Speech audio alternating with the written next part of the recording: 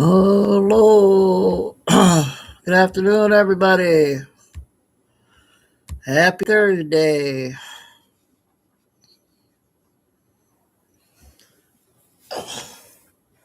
So, today's schedule, uh, one of my sisters, and she made some banana muffins, okay? Um, and then just did a few things.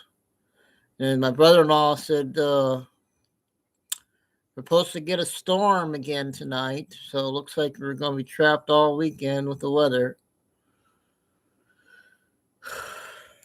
Storming all over the place.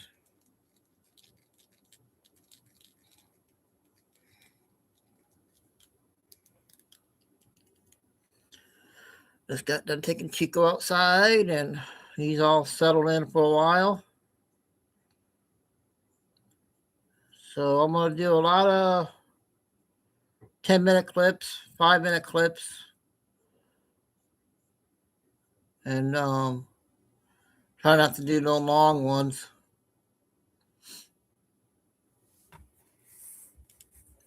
So everybody's at work. Hope everyone's having a good Thursday. So I'm going to go ahead and get started. I know a lot of people is at work, so see if anybody comes in and say hi. So we're going to go ahead with one of our favorites again, with our new lady, Lucy. I think she came out with one last night.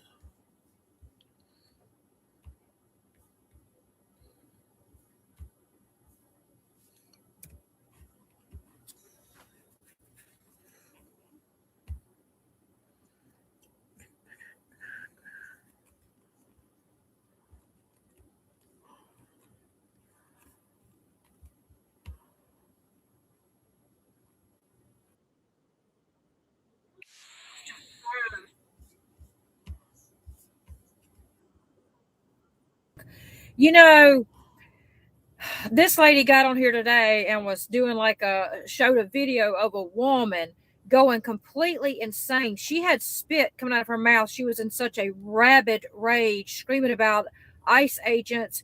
And she literally said that they need to be taken out, but she didn't use that word. Okay. And she was talking about what needs to happen to them. And we've got people on here coming out and saying that they need to take one for the team, they need to take the president out, saying the words. Okay.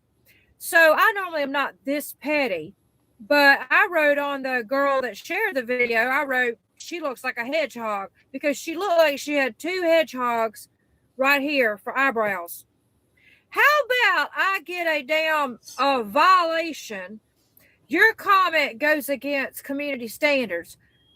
Okay, TikTok, but the bitch that's on here talking about she's gonna MURDER and I gotta fucking spell it like a damn nitwit. The ICE agents going crazy, talking about taking the president out. That doesn't violate your fucking standards, but me saying she looks like a hedgehog, that just destroyed everybody, right? Yeah, I've still got the screenshots of where you did not do anything to all of those demons that stitched my video and called me a CUNT and wished that my family would DIE and all this stuff. Even appealed it. Nope, that's fine.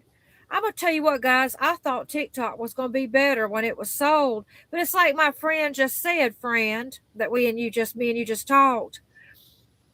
Have you seen liberals? That's who's doing these checking. Have you seen what they look like? It ain't people like me and you scrolling through here. Oh, that was reported. She looks like a hedgehog. Whatever, bitch. No, it's fucking liberals doing this stuff. You know, Elon Musk, please buy TikTok. Please start a new platform where we are not censored.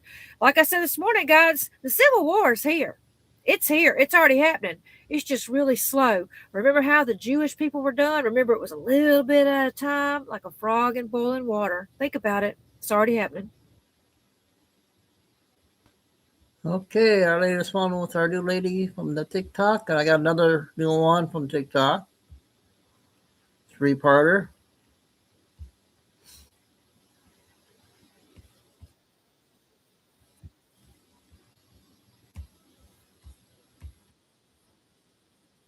Considering a proposal, right, where you would only have to pay one-time registration fee for your vehicle. That's how it should have always been, assholes. Why we have to continuously every single year pay car registration is the dumbest thing I've ever heard. Anyway, it looks as though they're in Fremont, Nebraska. We got to see a video of children, right? High schoolers, I assume, protesting. One of them looked like Grimace, running with a sign. First of all, I understand people that tell their kids to go run out the street and, look for parked cars. That's a joke. I don't know if you heard and when me you at are the beginning. protesting, in what world? So one of my sisters got some banana muffins and talking a little bit, got things done. And they're saying there's going to be a storm tonight. So I got everything all done, and Chico was outside. So, yeah, I figured, yeah, a lot of people at work. I understand that. That's why people just come in and say hi and just listen. I give the intel out. And like I said, I'll be on tonight at 6. So when everybody's home. A lot of stuff coming out every day now. So I come on when I can. Would anybody be like, you should definitely run out in the street? Anyway, as she's running in the street with this sign, right, here comes a car, it stops, she bounces off of it, literally. And then they're like, they were carrying the MAGA flag. They did it on purpose. What are you doing out the street? What are you doing out of the street? Keep your dumb asses on the sidewalk. Isn't that the whole point of a protest? Oh, wow. Yeah. Anyway, long hours. Ayanna Pressley. Apparently she has some explaining to do, right? She's the one who loves to sit there and say that Donald Trump only wanted to get into the office because he wants that money. Well, that's so funny. Hooker, come to the front. I'm going to need you to explain to me how in 2018 your net worth was negative $12,500. Okay. In 2024, you were worth $1.3 million with $8 million in assets. $8 million. That's insane.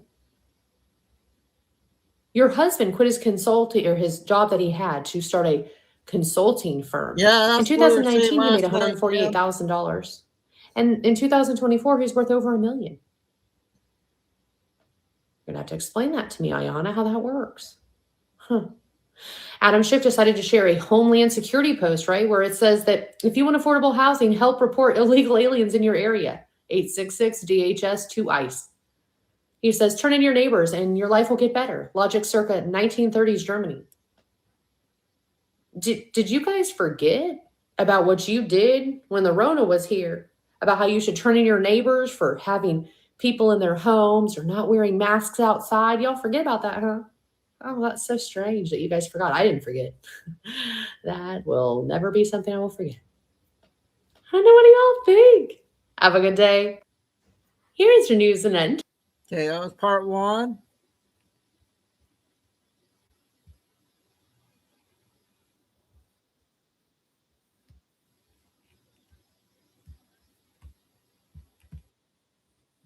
An Oregon-based business has been slammed pretty hard for supporting ICE. All because instead of walking out of work and not working as a small business, they had to remain open. That's how they depend on their money, is selling products. Anyway, beloved cheesecake was hit really hard. This woman, she's so sweet. I was watching her video last night. I'm gonna be completely honest with you. When she said, I love cheesecake, I love my team, and I love Jesus, I'm like, that is good enough for me. You know? So if you guys want to check her out, she is on TikTok and Facebook. She's very sweet. Oh, hate when that happens to people, you know. Anyway, looks as though Billie Eilish is facing a lot of backlash for her comment about no one is illegal on stolen land. Apparently, the Tongva tribe, I'm probably saying that wrong, made a statement to Fox News where they said, as the first people of the greater Los Angeles basin, we do understand that her home is situated on our ancestral land. Eilish has not contacted our tribe directly regarding her property, as they would like to seize that from her. You gonna give that up, Billy? It'll be interesting to see, wouldn't it? Anyway, it looks as though Turning Point USA, right? The All-American Half Show will be coming up. Now, this will be on the Super Bowl, right? February 8th, around 8 p.m. Now, they have a wonderful lineup of Kid Rock, Brantley Gilbert, Lee Brice, and Gabby Barrett. It's going to be very exciting. Now, you can watch this on YouTube, X, and then there are some Rumble channels that will also be playing this. Now, anywhere from players to NFL owners, right, that own these teams, they have expressed their anger towards Roger Goodell, right? And she said that they should have thought this decision better, right? Especially because I'm not watching a man in a dress. I'm going to be completely honest with you. If I wanted to do that, I would go to a drag show, honey. I ain't going to watch that on the Super Bowl. Okay, that's weird. Anyway, Nathan and Sons, right? It's apparently the world's first remineralizing chewing gum, and they are being attacked by some trolls on here on TikTok. Imagine that. Anyway, if you want to go check them out, he looks like a very fun-loving guy. So, and maybe try to get some remineralizing chewing gum. I don't know, what do y'all think? Have a good day. Hey, the last part. Then I got the new death clock lady.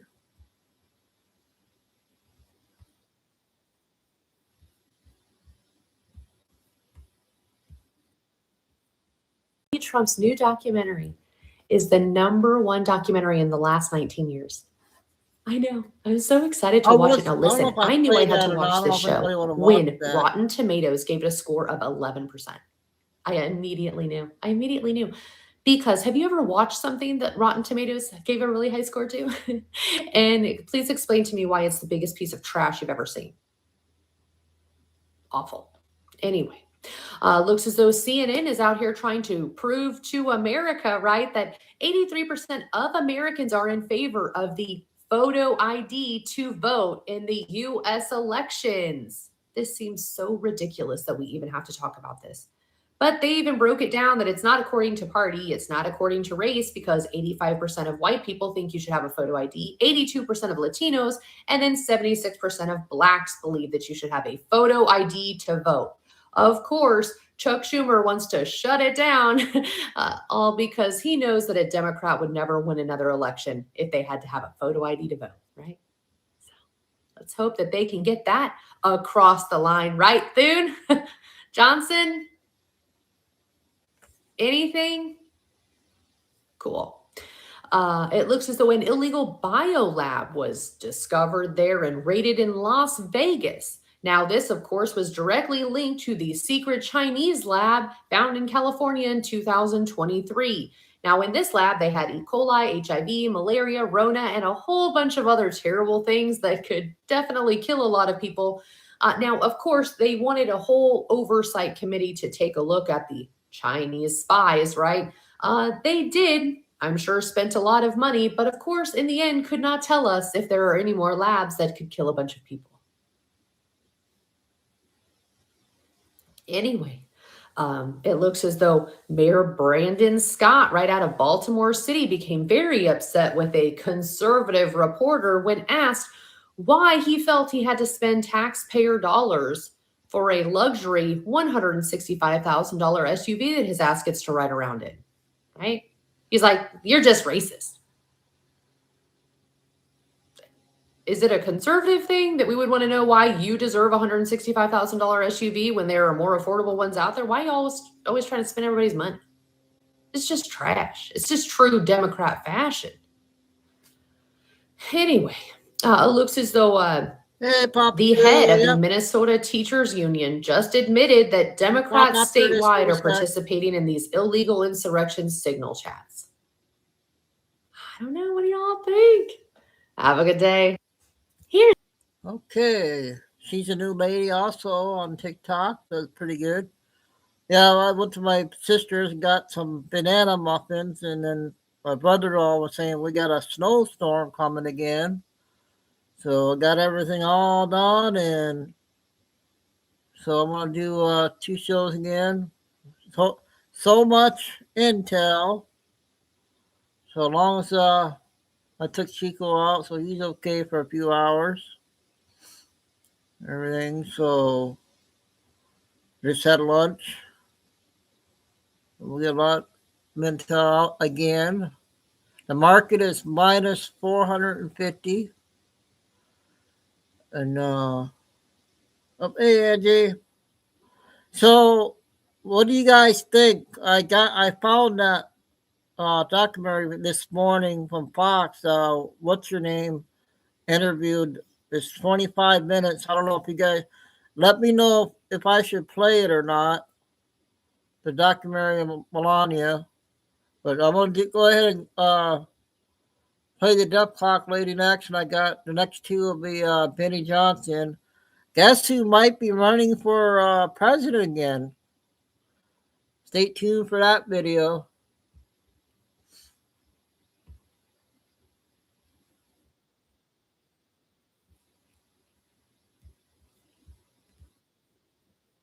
Most everybody's talking about. We're going to be talking about the LDS Church. And I think every Christian needs to kind of step back and realize that Satan has infiltrated every religion. Now, I saw this document while searching through the e-files. The title is up there. You see all of the bloodlines, and then down here you see the Mormon leadership, not the church, the leadership. Okay. There's another document kind of going around about cold fusion and how J.E. was in Utah to try and argue against the release of cold fusion or something, and how he had to meet with the head of the Mormon church. So now you see there's a little bit of a relationship there. I found this document kind of floating around on X. It was not in the e-files, but it does relate to what we're talking about. This was written by an LDS bishop back in 1990 about members who were being That's the year I graduated. RA'd. Okay. I'm going to just kind of paraphrase the whole thing because it's really long. This is a member of the bishopric who found out that there was this stuff going on behind the scenes. Okay. So it was done in secret. It wasn't done in the church, like as practice of the whole Mormon religion. It was done in secret. Okay. He found out that this was being done and interviewed 60 individuals from Utah, California, Mexico, and other various locations. Now, this whole document, it's kind of graphic. I'm sure you know what was all included in it. But now we're piecing together that it's not actually the religion as a whole. There has been an infiltration of people who practice these satanic things, and they do these practices in secret and then participate. They have like this whole second life participating in the religion as regular church members. What they're doing is taking the ceremonies that the LDS members go through in baptism and the temple. They'll use the same practices and then turn around and use them for evil. So you see there's a divide between the ceremonies that the members go through for good that were given by God, and these people are taking those ceremonies and using them for evil. Okay, but there's two different ways that they're doing it. Here's part of the bishop's findings in this document. He says just before or shortly after their baptisms into the church, into the satanic order, which is meant to cancel out their baptism into the church. That's all I'm going to go over on this one. You guys can pause and read for the rest. Talking about temple worship and the ceremonies they go through the temple, he says, I'm sorry to say that many of these victims have had their first flashbacks while attending the temple for the first time. The occult, these members that practice these satanic rituals, behind the scenes, they use the doctrine of the church to their advantage. For example, the verbiage and gestures are used in a ritualistic ceremony in a very debased and often, you guys read that word, manner. Okay, so I'm sure you guys know what that means. Okay, when the victim goes into the temple and hears the exact words, and horrible memories are triggered. Okay, so what he's talking about is that these victims forget what they went through and they have flashbacks later throughout life. Okay, so all of the horrible things that they've had to experience when they were children in these ritualistic ceremonies. The flashbacks are triggered when they go through the temple, when they're actually doing these same gestures for good towards God. So this should tell you guys that the LDS church and their ceremonies were designed by God, okay? And Satan infiltrated the church so they can use the same ceremonies and use them for their own different agendas for evil. Now, if you guys have been following me, I've been going over the sealed portion, the final testament of Jesus Christ, which is the sealed up text, okay, that was mentioned in Daniel, which is in the Bible, where Archangel Michael instructed Daniel to seal up the text, and it would be brought forth in the end of time, in the latter days. This is that book. Now, this book talks in detail about the days of Adam and Eve, their sons, talks about Cain and Abel, but it also talks about the very first son, Benelli, who Eve conceived by Satan, okay? Now, Abel explains Christ to Benelli, okay, and he says, and this law shall be given unto us by the Son of God, who shall come down among us and teach us all the laws of God that shall bring us eternal life, in which we shall experience eternal joy and happiness. And he shall sacrifice his own life for us by presenting himself as a sacrifice for all of us, in that he will teach us the laws of God that we must be subjected to in order to be saved in the kingdom of God, where the laws of happiness and joy are eternal, as well as the laws of life, which are also eternal. It talks about that, and he also talks about endowments of the celestial kingdom. There's 3 kingdoms, or 3 heavens, and there are ceremonies that they practice, okay? And this was taught to Adam by God, okay? Now, long story short, Benelli instructed Cain to unalive Abel. Benelli, again, is the son of Satan, where Satan has taught Benelli all of these things. Now, after Cain unalived Abel, Benelli and Cain made this pact according to that Benelli had learned from his father, who was Satan, in the beginning, and this pact was held among them.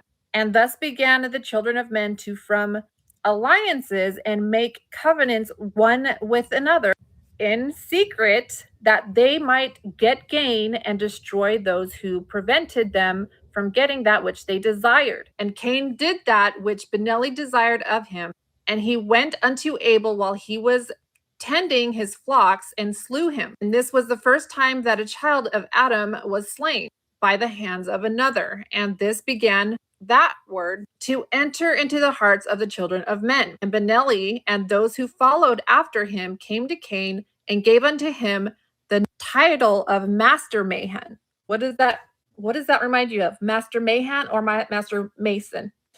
Anyway, which the title was given to him of the highest order of this secret society, which society was set up to get gain and maintain power among the people. Skipping down here, and those who belonged to this society did not think of themselves as evil men, but they thought of themselves as the most righteous among the people. And they took upon themselves oaths and covenants that would protect them and also protect their desire for gain and power among the people. Now, pay attention to what it says down here. It says, and they took the endowment that they had learned from Adam, was taught to Adam by God, and it changed the signs and the symbols and the penalties to fit the desires of the secret society. So there is endowments, ceremonial practices that are given to Adam by God, okay? Lucifer had them turn those signs and symbols around and use them for evil. When I told you earlier about Abel explaining Christ, he was saying Christ was going to be the ultimate sacrifice. You don't need any more of those sacrificial practices because Christ would come and give his life for us, okay? But God does order man to continue following his endowments and things like that. This is where you get the split off between the LDS, who are actually practicing the covenants that God gave us, but Lucifer has infiltrated the church so his followers can learn the practices and use them for his evil agenda, okay? Now, this book says every single religion has been infiltrated by Satan. And if your leaders are not teaching teaching you the endowment or the covenants, and they're doing them in secret, then that is Lucifer leading your church, which is why you're seeing all of these church leaders being arrested for crimes against children. Here it says, and finally, I say unto those of you who shall receive these things, if ye think that ye are not deceived by Satan, then ye may know for a surety that you are. This is the great deception, you guys. The deception comes within the church. Now, this is the best part right here. It says, "O hearken, ye people of the church of the Lamb of God, saith the voice of him who dwelleth on high, and whose eyes are upon all men. Yea, verily I say, hearken ye people from afar, and ye that are upon the islands of the sea, listen together, for verily the voice of the Lord is unto all men, and there is none to escape. There is no eye that shall not see, neither ear shall not hear, neither heart that shall not be penetrated. And the rebellious shall be pierced with much sorrow, for their iniquities shall be spoken upon the housetops, and their secret acts shall be revealed. And this voice of warning shall be unto all people by the mouths of my disciples, whom I have chosen in these last days." This is what we're seeing now with the e-files coming out. Everyone is talking about it. Their secret acts are being revealed. Not only will America be restored to righteousness, but so will the Church of God. And that is done through grafting the vineyard. Okay, that is the latest with the Death Talk lady talking about that stuff. Now we got Benny.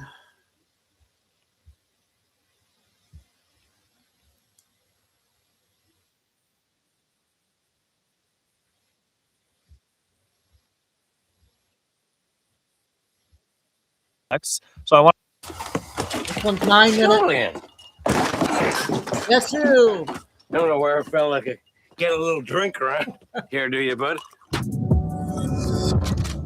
What's up, guys? It's Benny. I went off this ride. I cannot believe this is real. Kamala Harris may be announcing that she's running for president.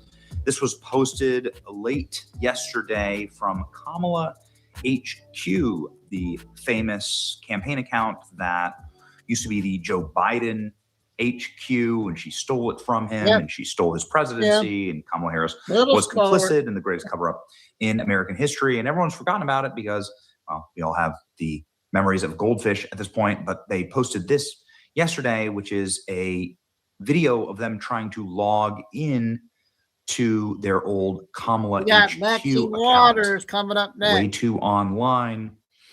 The babysitter is weird. Epstein signal there. Headquarters. Oh, okay. Headquarters. Kamala HQ headquarters. So their password is headquarters. Great. This is leading to a lot of speculation, seen by 8 million people, 6,000 reposts, 23,000 likes. A lot of people saying, well, is Kamala Harris deciding she's going to run for governor or the president of the United States? Either way, it looks like she's about to once again be burdened by what has been. We would get to bully Kamala interns again. This is Christmas. A lot of people are celebrating. Kamala Harris is a terrible candidate. Kamala Harris is a terrible person. LMAO, no way she's going to run it back. I used to pray for times like this. Kamala Harris announcing that she is returning. God save us all. Try this password. Donald Trump kicks my ass in the election. The clip economy is about to soar if Kamala is launching a podcast. There is not enough boxed wine to fuel her. Please be a podcast. Please be a podcast. It's all going according to plan. The great speculation is that Kamala Harris is going to run for president. She could have run for the governor of California and won, I think, pretty easily in the state of California just because she's a part of the machine, not because she's good, or wouldn't have cursed and doomed that state to kingdom come. But nonetheless, she decided not to run for governor of California, and some long, mealy mouth letter that she wrote. And now we have this. Pretty sure the password is Chardonnay. In case you missed it, failed presidential candidate Kamala Harris was spotted flying to D.C. this week. This is a gift for Republicans. There she is. Hey, sitting first class. How much did that seat cost you? Republicans, you lost. Go home. Democrats, we probably should move on. Kamala staff, we're back. Let's go, says Trump. Wait, what is Kamala's login? There you go. All right. Oh, you guys want some more pain? That's a good. Kamala, loser. Kamala. It's probably my favorite troll of Trump 2024 was Kamala, just saying her name wrong. And Trump saying she's not sure if she's black or Indian. It looks like Kamala is running again.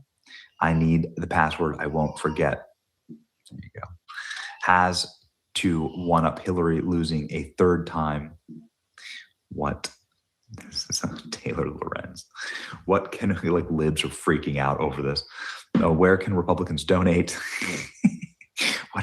What happy news for Republicans? What are the odds that this is a podcast? Stop, please don't. Libs are freaking out over this.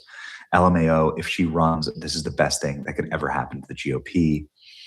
Is the babysitter Tim Walz. Yikes. The markets are saying that Kamala Harris, markets spiked on this announcement. Will Kamala Harris announce she's going to run for president, Democrat presidential nominee in 2028? Kamala is on there, but she's not the winner. It would be Gavin Newsom.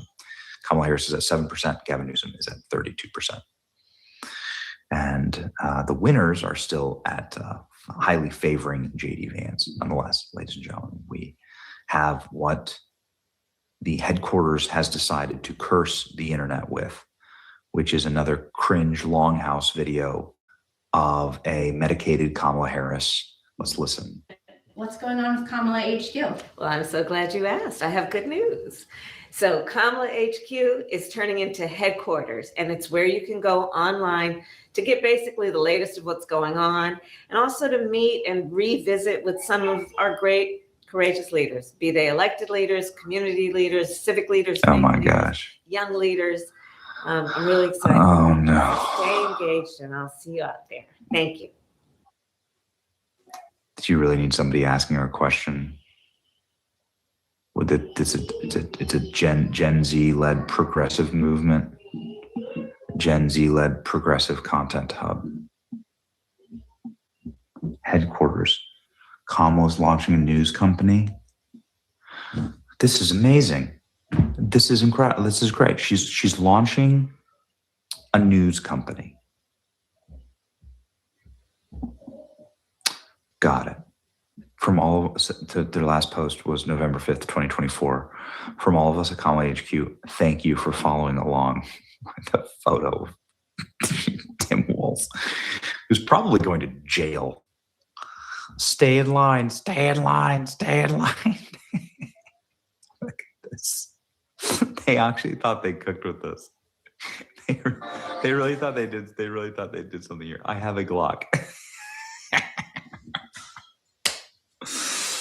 I tell you what, bring it all back, run it all back. The story has reminded me of President Trump at the National Black Association of Journalists, effectively calling out Kamala Harris for stolen race valor, I think is what you would call this, saying she can't decide what race she is, and then the audience clapping for him. This is probably the wokest audience on earth. It's all black journalists, and they break into applause and laughter because Donald Trump trolls Kamala Harris. And so I'm begging you, Democrats, do this again. Do it again, please. Please. The clip economy needs this. Some of your own supporters, including Republicans on Capitol Hill, have labeled Vice President Kamala Harris, who is the first Black and Asian American woman to serve as vice president and be on a major party ticket, as a DEI hire. Is that acceptable language to you? And will you tell those Republicans and those supporters to stop it? How do you define DEI? Go ahead. How do you define diversity, equity, inclusion? Okay, yeah, go ahead. Is that what your definition? That is give me a literally definition then. Would you give me a definition DEI. of that? Give me a definition. Sir, I'm asking you a question, No, a you very have to direct define question. it. Define it for me, if you I would. just defined it, sir. Do you believe that Vice President Kamala Harris is only on the ticket because she is a Black woman? Well, I can say, no, I think it's maybe a little bit different. So I've known her a long time indirectly, not directly very much. And she was always of Indian heritage, and she was only promoting Indian heritage. I didn't know she was Black until a number of years ago when she happened to turn Black, and now she wants to be known as Black. So I don't know, is she Indian or is she black? She has always But you know identified what? as a black I woman. She went to a respect historically either black one. college. I respect either one, but she obviously doesn't, because she was Indian all the way, and then all of a sudden she made a turn and she became a black person. Just to be clear, sir, do And you I believe think, that I think she is somebody should look into that too when you ask, continue in a very hostile, nasty tone. It's a direct question, sir. Do you believe that Vice President Kamala Harris is a DEI hire, as some I really Republicans don't have know. said? I mean, I really don't know. Could be. There are some, and there are plenty. I know this lady right over there, Harris, is a fantastic person who just interviewed me at length. And we had a great interview, I think, and I heard you got very good ratings on that. Well, you told me it was the longest one of your life, so we had a good discussion.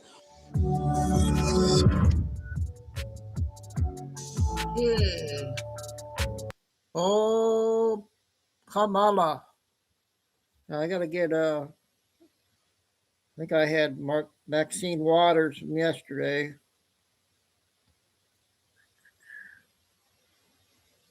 Hey, Carol. Yep.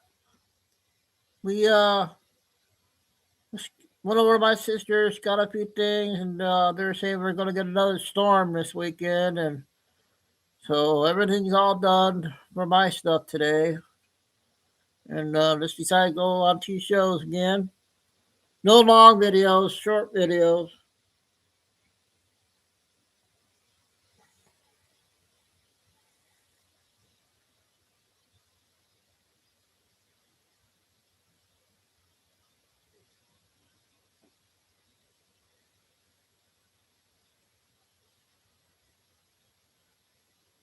Okay, next one is Maxine Waters from yesterday, about 8 minutes.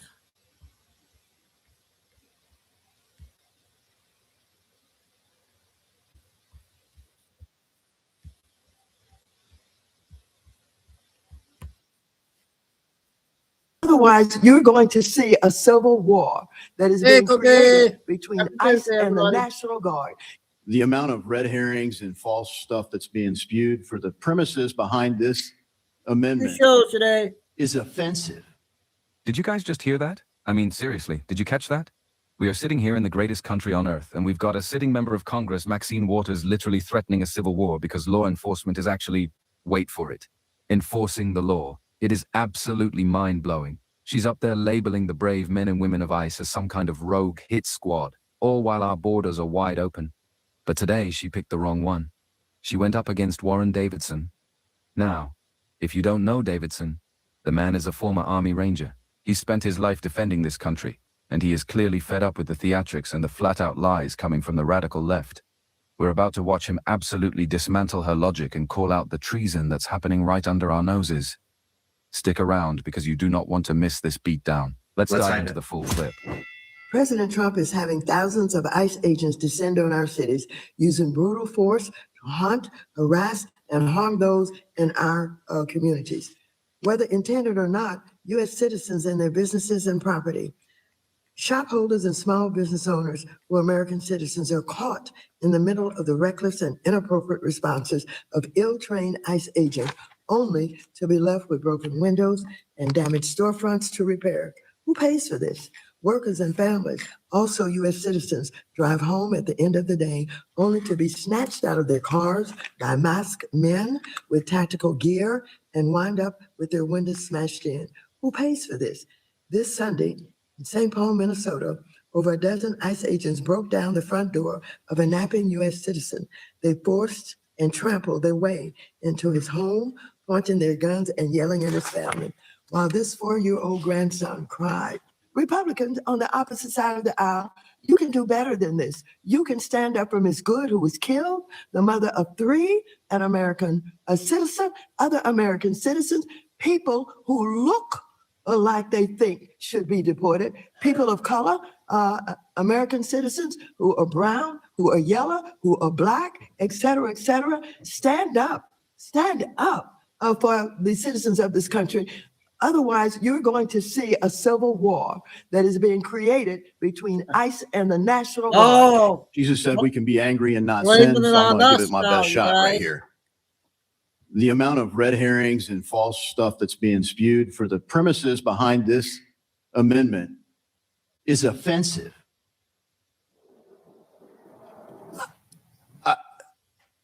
to tell the American people and us in this room that ICE is a terrorist organization and therefore TRIA should cover the losses? Are you freaking kidding me?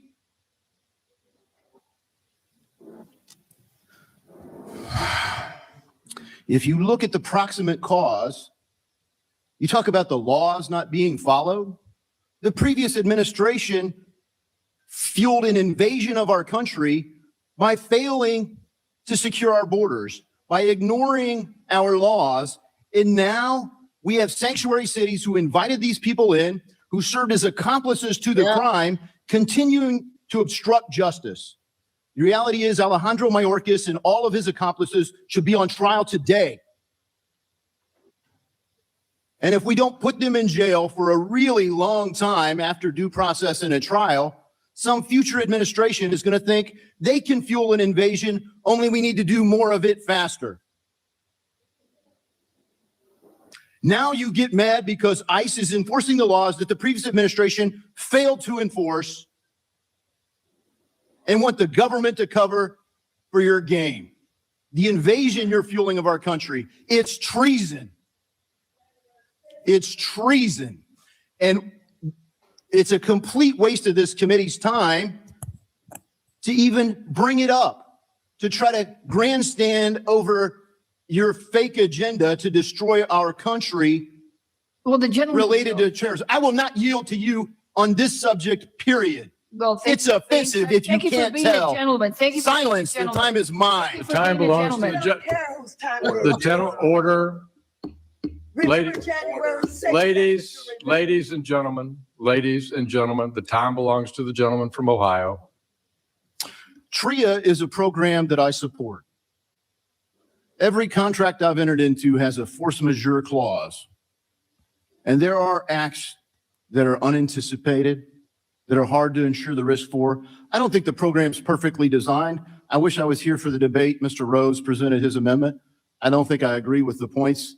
But I do think, hey, we probably don't have a perfect terrorism risk insurance program. But I applaud Mr. Flood, Mr. Cleaver for working together on a reauthorization. That's what we should be focused on today. The idea that we would defund ICE is probably about as dumb as defunding the police. But Minneapolis wanted to do both. And so, yes, I hope those people are held accountable. But the Financial Services Committee is not the committee of jurisdiction for that. So if you want to do that, go to one of the other committees, do your grandstanding somewhere else, and quit wasting our time in this committee. Okay. Where do we even start with that? That wasn't just a disagreement. That was a total reality check for Maxine Waters. First off, can we talk about the absolute nerve it takes to sit in a taxpayer-funded chair and tell the American people that a civil war is coming between ICE and the National Guard? That is dangerous, it's irresponsible, and frankly, it's a slap in the face to every citizen who wants a safe community. She's up there spinning these heart-tugging anecdotes about napping citizens, but she conveniently forgets to mention the millions of people pouring across our border illegally every single year. And then comes Davidson. Man, you could see the Ranger in him just taking over. He didn't scream, he didn't throw a tantrum, he just brought the hammer down with facts. When he called it treason, my heart stopped for a second because somebody finally said it.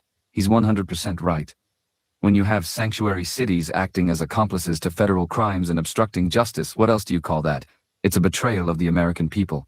Davidson pointed out the invasion, and let's be real, that's exactly what it is. We're seeing our resources drained, our laws ignored, and our safety compromised. Also, politicians like Maxine can grandstand, to use Davidson's words, for their fake agenda.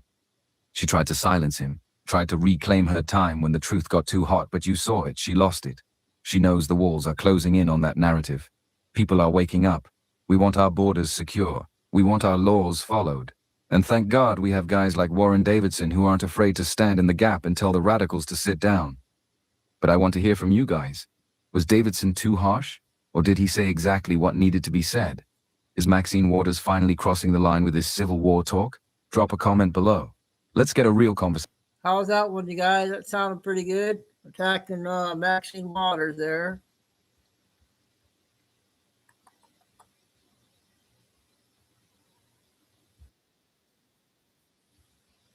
A minute on this one. Minnesota that could top $9 billion. Taxpayer money $9 billion, to help you guys. people ending up in the hands of scammers. The Justice correspondent David Spunt is live for us in the nation's capital with more on this. David, good afternoon. Trace, good afternoon. Moments into this hearing, Senate Republicans and Democrats made it clear they have a different take on this. Watch. In Minnesota, a welfare system designed to uplift the most vulnerable children, like an open ATM, exploiting both taxpayers and the public trust extended to immigrant communities. Minnesota that doesn't acknowledge that the wide-ranging investigation and prosecutions of $9 billion worth of fraud in that state began years ago under the Biden administration. Right now, lawmakers looking into what prosecutors call staggering fraud in Minnesota that could top $9 billion. Taxpayer money meant to help people ending up in the hands of scammers. The Justice correspondent David Spunt is live for us in the nation's capital with more on this. David, good afternoon. Trace, good afternoon. Moments into this hearing, Senate Republicans and Democrats made it clear they have a different take on this. Watch. In Minnesota, a welfare system designed to uplift the most vulnerable children. That was repeating itself.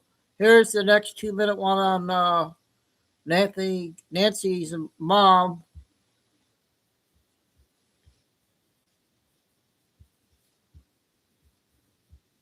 And get ready for work. I went down the rabbit hole of Savannah Guthrie. Now, we've all heard about her mother being kidnapped out in Arizona, but I dug a little farther. Her husband, his last name is Feldman. He worked for the Clintons the 8 years they were in office. Okay. He started a company called Grover Park. Basically what they were scrubbers. They would scrub the internet of anything bad that they did not want the public to find out. They would scrape the whole internet. So when you did a search, you couldn't find out anything about it. How much you want to bet? Because the Clintons are going in front of Congress that they struck out to this guy because he was their cleaner.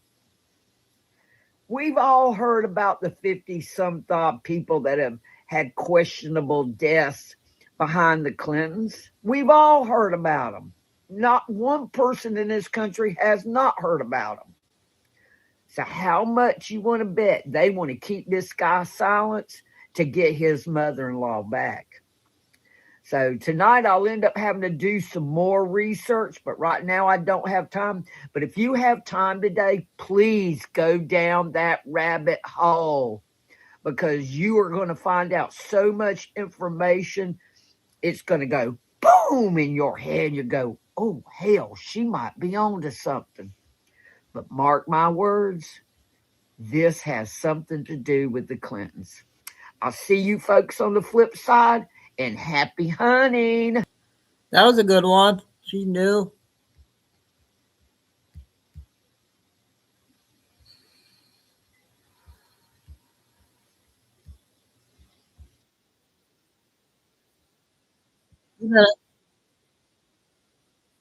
Annie's home as well. Around 4 p.m. local time, law enforcement, including the Pima County Sheriff's, Customs and Border Patrol, and the FBI, arrived at Nancy Guthrie's house, cordoned it off with police tape, and searched the property.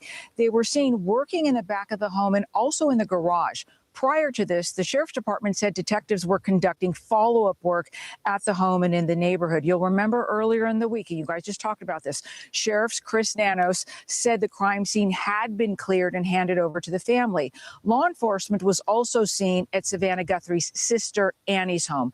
We saw agents coming in and out of the vehicle, carrying what looked like a tripod and some equipment. So it could be that they were assisting the Guthrie children who were shooting that plea to the kidnappers. Last night, hundreds of people gathered for a candlelight vigil at a local church to offer prayers and support for Nancy's family and her safe return. The Sheriff's Department is also addressing rumors and reports that investigators have narrowed their focus to a specific person. The department saying in a statement that's not true, and at this time, they do not have a suspect or person of interest.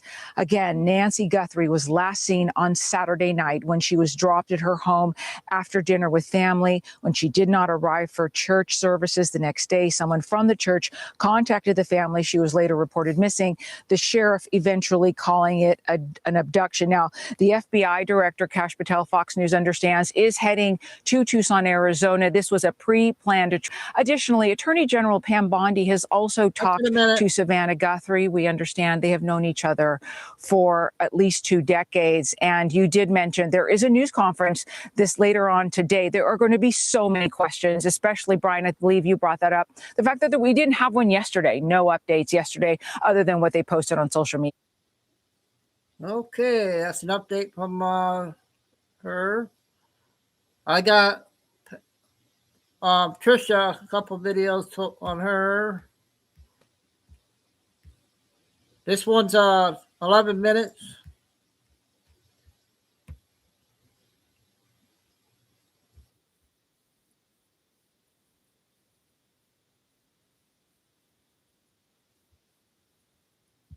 .9% APR. We got Nike, for example, just up here. Whoa, Nike, my gosh. Colin Kaepernick. Oh, I don't know if they're going to keep you on the payroll now because you see they're under a lot of scrutiny, shall we say, with the federal government. You've got the federal government looking at the discrimination that allegedly happened at Nike with white employees. I actually know a lot about this. I have known a lot of people that have been in management at Nike. So I have some very close sources that have told me over the years, there's a lot of this going on. Okay. So they were so obsessed with their DEI stuff, their DEI nonsense, because that's what I'm going to call it. It's a bunch of crock of you know what. And they had this going on. Really, I mean, you can go back to 2018. You really probably go back to 2011 when it first started. And then by 2018, they were cranking it up. And by 2020, oh my goodness, after the BLM stuff, well, it just went into full force. So then they started putting out memos like this. And this is actually in the public view. They wanted to make sure that they had 50% females in the global corporate workforce. They wanted 30% representation of racial and ethnic minorities at senior levels. And they had internal programs that did everything they could to help sponsor, mentor, and lead anybody who was tied to these different races and ethnicity. Well, what do you think that is? But illegal, okay? It's illegal. You can't actually do it. Thanks so much, Buddy Sanders. Good to see you. I know Waltz is a coward. I agree with you. Total, no honor at all. Agreed. Not a great guy. Buddy just joining us and making a comment there about one Tim Walz. But as we consider what's going on here with Colin Kaepernick, I think this is really rather telling here. I also want to look at, here we go. Oh, I almost lost my camera for a second. The interpretation of this, even as recently as today, because I was looking at AI and they seem to have a very positive view of this entire campaign.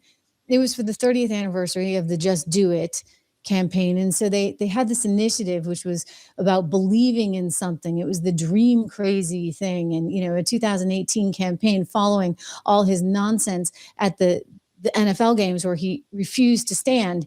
And I'll show you a snippet of it here in The View, as well as The View's reaction, because, basically you need to pull a Costanza. If The View likes something, you want to run as far away as you can from it.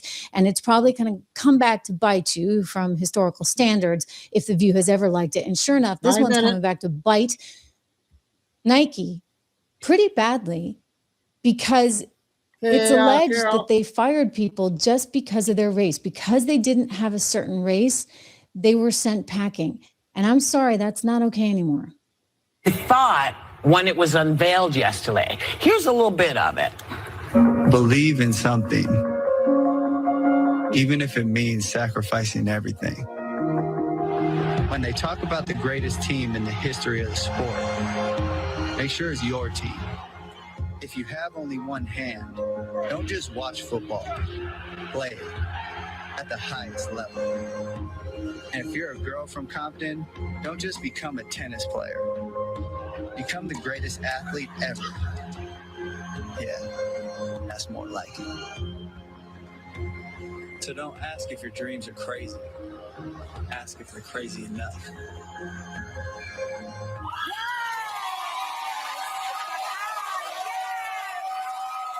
Like I said, that's an indicator right there when they're screaming yay.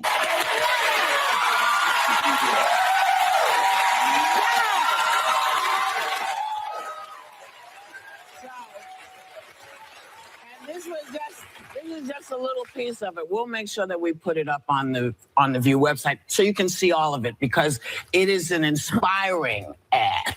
It focuses on aspiring athletes and it avoids the knee controversy. Excuse me, it's inspiring for who? It's inspiring for who? Like, it's inspiring for, I guess it's inspiring, but it's inspiring to a very specific class of people. Let's be very clear. They were making it very known that they didn't want anybody. They didn't look like Colin Kaepernick or Venus Williams, Serena Williams, getting ahead in the company. Yeah, and that's why they are now being investigated by the federal government, as they should be, because that is, Harvard found this out the hard way, against the law.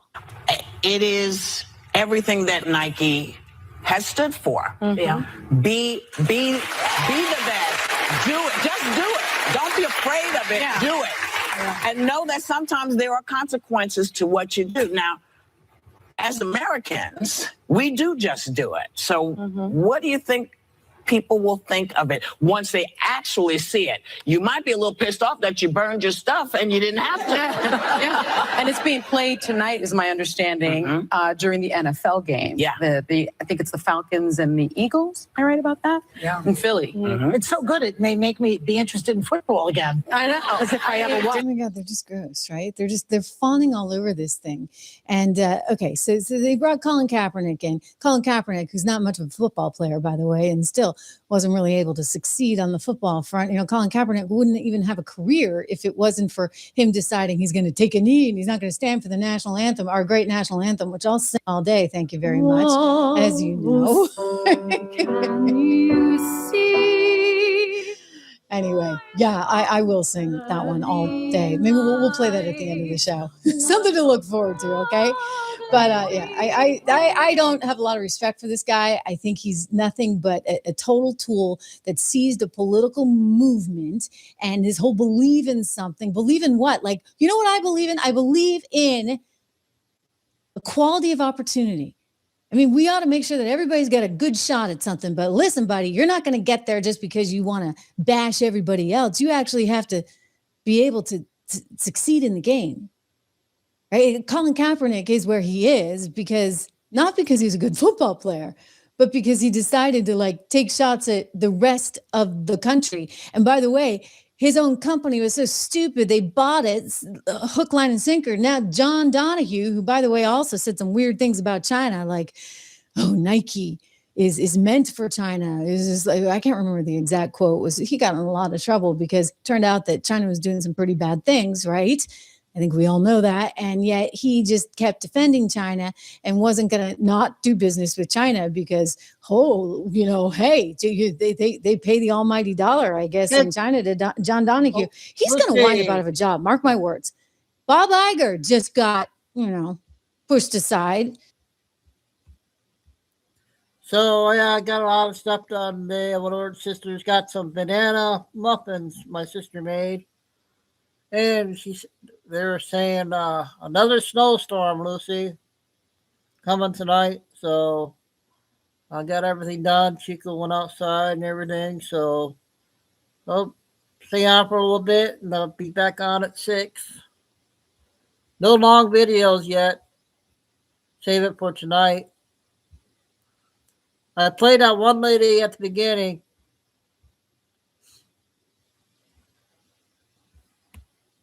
He allegedly is choosing to resign. Yeah, right. This guy never wants to resign. So Bob Iger over at Disney is having to leave amid the investigation into his DEI initiatives. And now John Donahue, the same thing could happen to you. It's the NBA on Prime. Tonight, the Bulls face the Raptors, followed by Warriors. As you know, China is a very important market to us. Phil Knight entered China 40 years ago, and he took a very long-term view. He was early.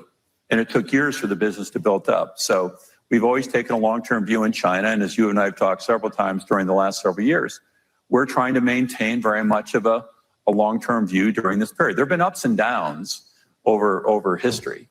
And we're blessed where we have strong leadership position. In addition to our supply chain, it's an important end user market. It's part of our supply chain, but even more important, it's an important end user market for us where Chinese consumers, we're the Jordan, the Nike, and the Converse brands are the leading brands with really strong connections with consumers in China. Isn't it risky, though, to go so deep into China, especially on technology? the good news is we are not a strategic industry, right?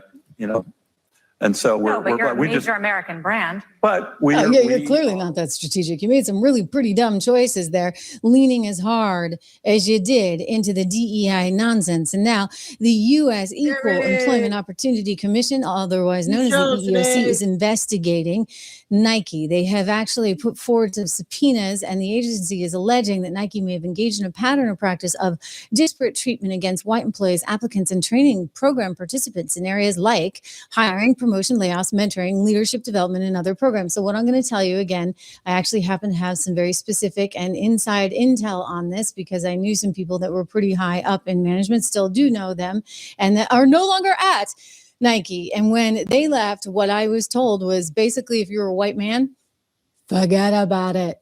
Okay? Like, you aren't going to have a future at Nike. You're going to have to look for another company, and fast. And think about it. It was during COVID, et cetera. Like, not a good time. But they were getting rid of white men as fast as they could because you did not want to be a white man. It was like a hot potato. Ooh, well, let's get rid of this one and that one. I don't care. They worked there 30 years. Doesn't really matter. So the federal investigation now is about whether or not Nike's internal DEI related policies and however it is that they were implemented resulted in unlawful discrimination against employees based on race, and not just whether or not Nike had any diversity goals, but whether or not there was actually law breaking that went on because there was actual discrimination. It all started following those George Floyd protests, right? In 2020. That's when they ratcheted up. And you had, again, Nike saying things like, well, we got to have 50% women. We got to have 30%. I mean, it's crazy. Just like, we're going to do this. We're going to do that. We're going to do this. We're going to do that. And does nobody understand that? Like, you can't just say, we're only going to hire people that look like this. I mean, especially nowadays, right? Hey, you know, all a guy needs to do is say, I really feel like I'm a black transgender woman. Forget this white male label thing. I'm really a black transgender woman. And then what are you going to do, Nike? I mean, the whole thing is so freaking bogus and disgusting there. That's my New Englander coming out. And this guy was all part of it, indeed. And, you know, they look back with all these positive accolades about that 2018 branding initiative that morphed into something else entirely in 2020. And I say, you know what?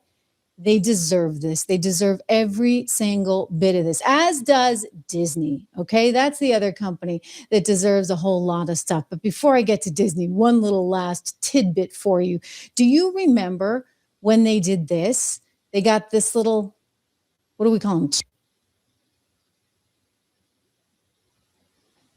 Can we see that? Oh, is it not playing? We'll try again. Let's see here. Because, you know, who doesn't want to watch Dylan Mulvaney jumping around in a sports bra?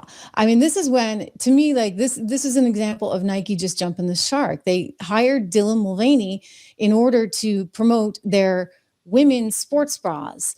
Well, that is just beyond idiotic. And it shows you how they were so obsessed with wokeism that they really couldn't get out of their own way. And it is pretty darn gross. Okay, the first one on Trish. I got a weather thing, 16 minutes, that one guy that does a good job. We better play this. Oh, wait, I want to show this real quick before I play the video. Okay, what do you guys think?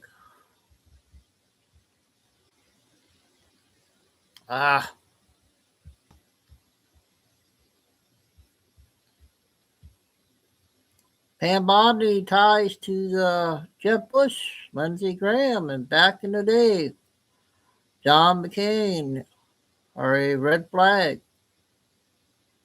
She has a deep rhino ties. And as we know, rhinos and Democrats are on the same team.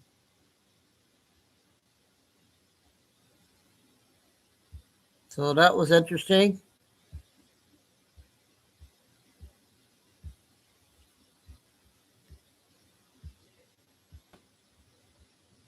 $16 minutes on this one. If you guys want to listen to this one.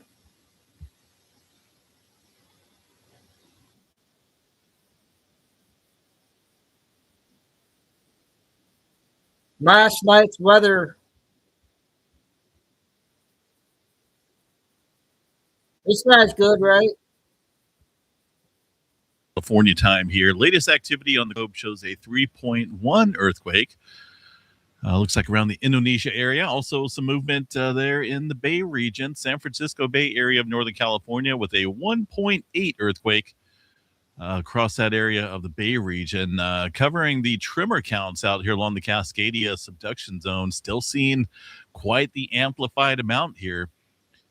Mainly, in fact, all of it at the southern end of the Cascadia subduction zone with 449 events today. That continues to raise up the number here along the Cascadia, the southern end, quite rapidly here. We go back to about Tuesday last week to Tuesday today.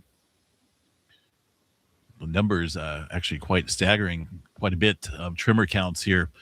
Almost 4,000 epicenters of slow slip events there along the southern end of the Cascadia subduction zone. Just real quick, this adds further stress and strain across the locked area, folks. It's continuing there, just nonstop.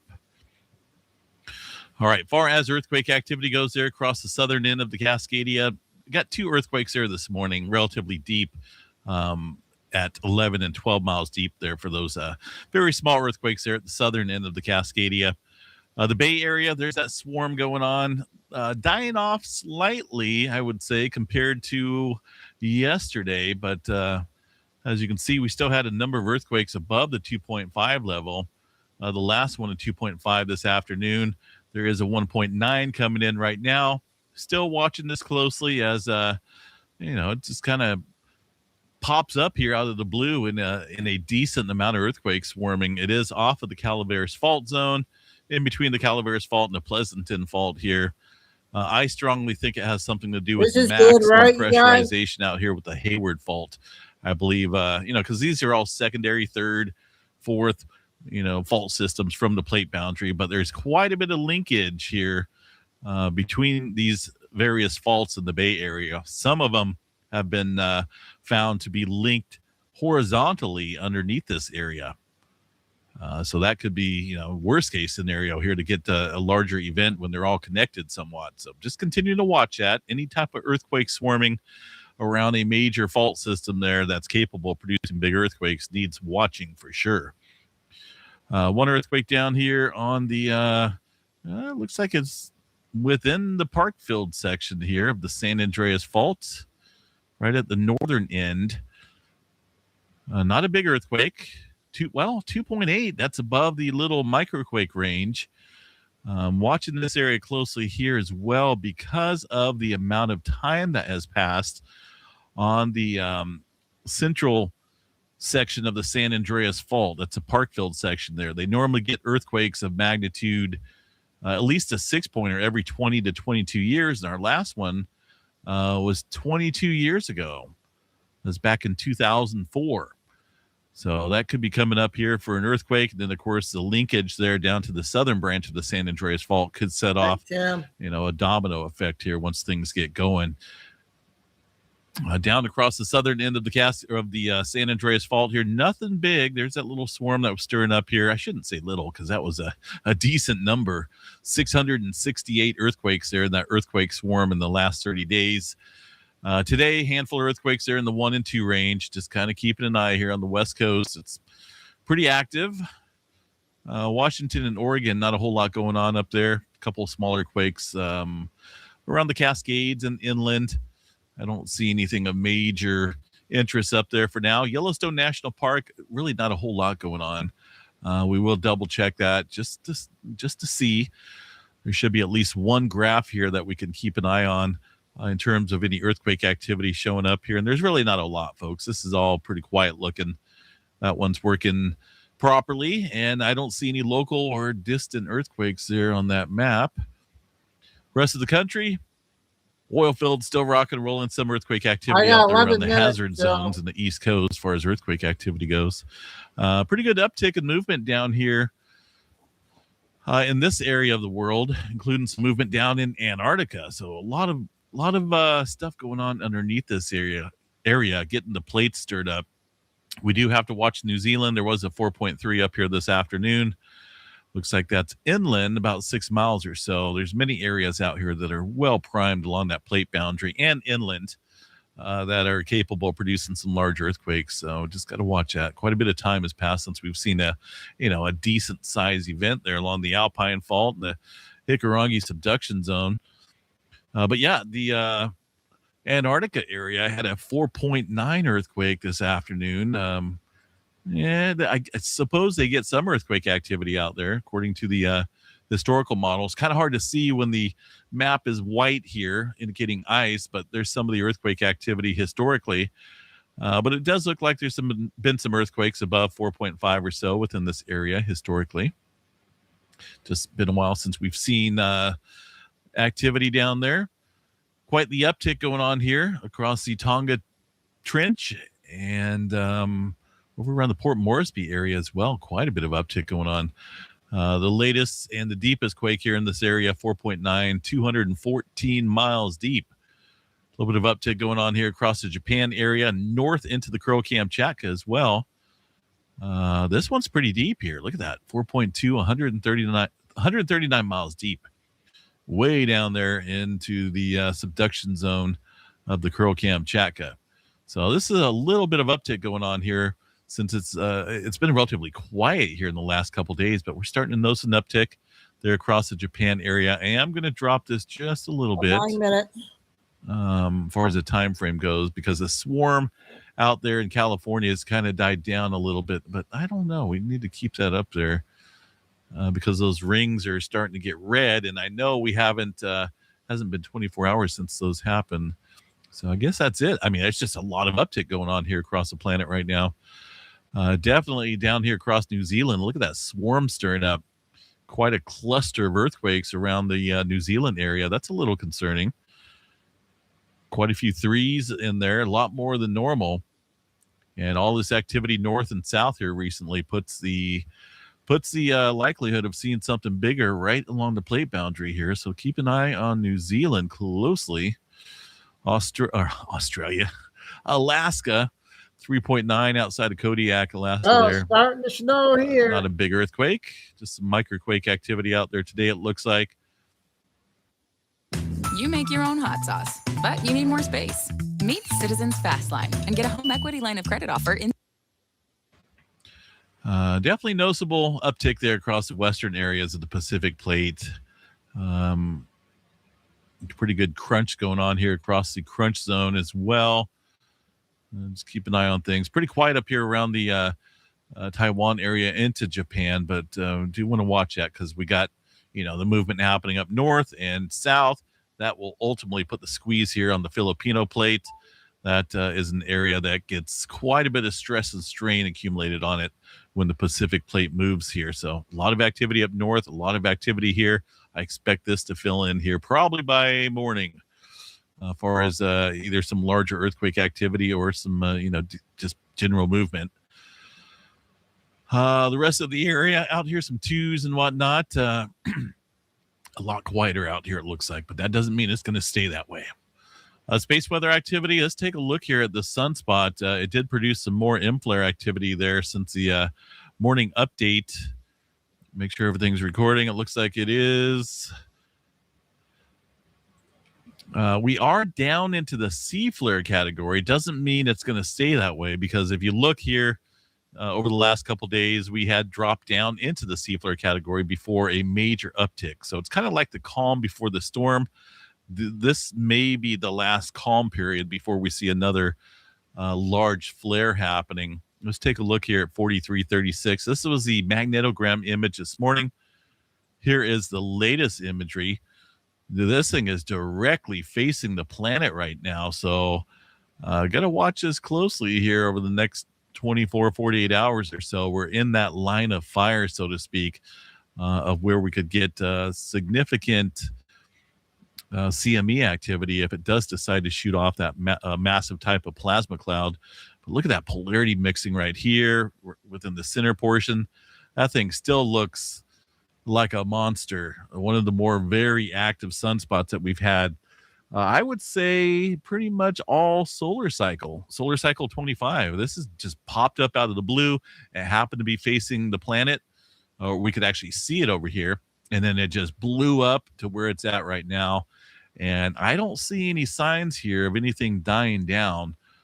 It's stretching, but it's also growing in size. So we do have to watch that. There's still currently a strong flare threat at a 40% chance there for some X-flare activity. M-flare at 80% chance. Proton event, we have yet to see it, but it's at about 30% chance or so. It has not produced any significant CMEs yet.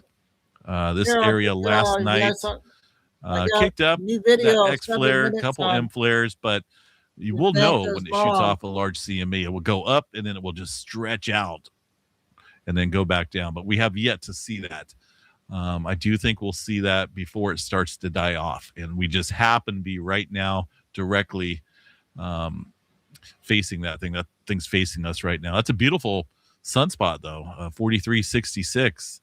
Massive area, and that's probably about the size of the sunspot that caused the Carrington event. But the Carrington event specifically affected Earth in terms of multiple CME slamming into the planet at the same time. It just big hits there on the planet back in the 1800s when the Carrington event occurred. But could it happen again? Absolutely. We just have to be, we have to be in the wrong spot at the wrong time, or right spot at the right time.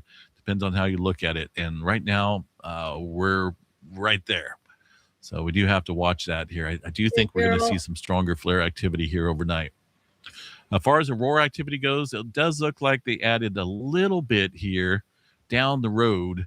We'll cover that tomorrow. I mean, nothing significant yet. We would see that change if this thing produced a massive CME. But it could pop off multiple X flares like it has, but it still has yet to produce a significant CME. And this aurora forecast really won't change until we see one. But keep a close eye on it, folks. All right, as far as any weather pattern changes go out here, yeah, looks like the West Coast going to finally get back into the oh, man, please. Okay. I thought it had changed already again. It does look like we'll return back to winter weather pattern out here. That's not really any significant storms out here. Not a lot of moisture with this cold air systems that are coming in throughout the next week or two, but it's a lot better than seeing this clear, warm and sunny and 75 degrees. We need the rain in our rainy season, which is right now. So it does look like that's coming. Snowfall, we do have some snowfall accumulations up there in the Sierra Nevada. That's definitely good. Looks like we may add a couple more feet or so up across the Sierra Nevada mountains. We definitely need the snowpack up there. So we're a little low right now, but it does look like things are, starting to turn out here. The storm door may be opening once again, which is fine by me. All right, folks, just going to keep this a little quick update. About 13 minutes or so. I try not to go any longer, but when there's a lot of stuff going on with space weather activity, it's kind of hard not to. I can't clutter everything into one sentence here. Hawaii's been absolutely quiet. Why is that? Let's go see here. I know they were having some issues with their instruments getting out to the public here recently. So, but that's just weird. Just barely one earthquake showing up. What's up with that? Is this online? Let's see, 2-4. Yeah, this is online. I'm not for sure what that noise is out there. It's weird looking for sure. It's almost like something environmental around the area, but then again, it shows up on other seismograph stations. So I don't know what that is. It's awfully weird. It's like a pulse every few minutes or so. You guys see that? And it shows up on all the seismograph stations. So it's either a network interference and it shows up on the northern side too, or it's something literally within the area that's creating that type of noise. But on this one, it doesn't really show that. But then again, who knows? Maybe it is out there in the background somewhere, but I don't see a whole lot of earth activity.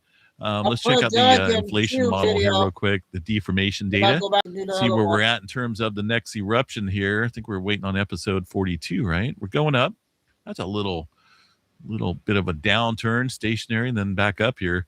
Either way, we're going up, And we got a ways to go here. This last eruption depleted quite a bit, went way down on the scale. So it's going to take us, almost twice as long to get back up here before we see another eruption. We got, probably another week or so before that comes up to a level to where we'll have to be talking about another eruption there, Kilauea volcano. In the meantime, folks, so that's weather update from yesterday or last night. 9-minute Doug video and a Q drop video.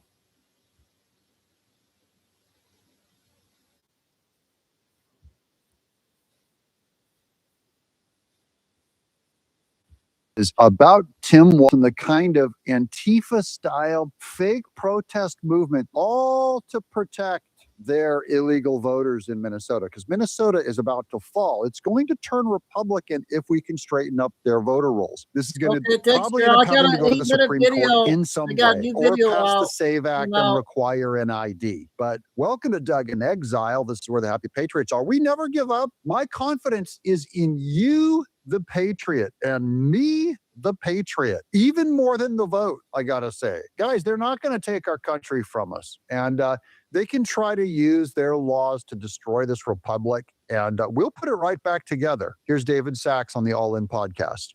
Ivory Smith and too many others to mention who are murdered by criminal illegal aliens, and the media won't ever tell you their names. But President Trump was hired by the American people to do a job, which is to seal the border and deport criminal aliens so that more of these tragedies do not occur in the future. And this is a popular policy. Over 55% of the American people say they want all.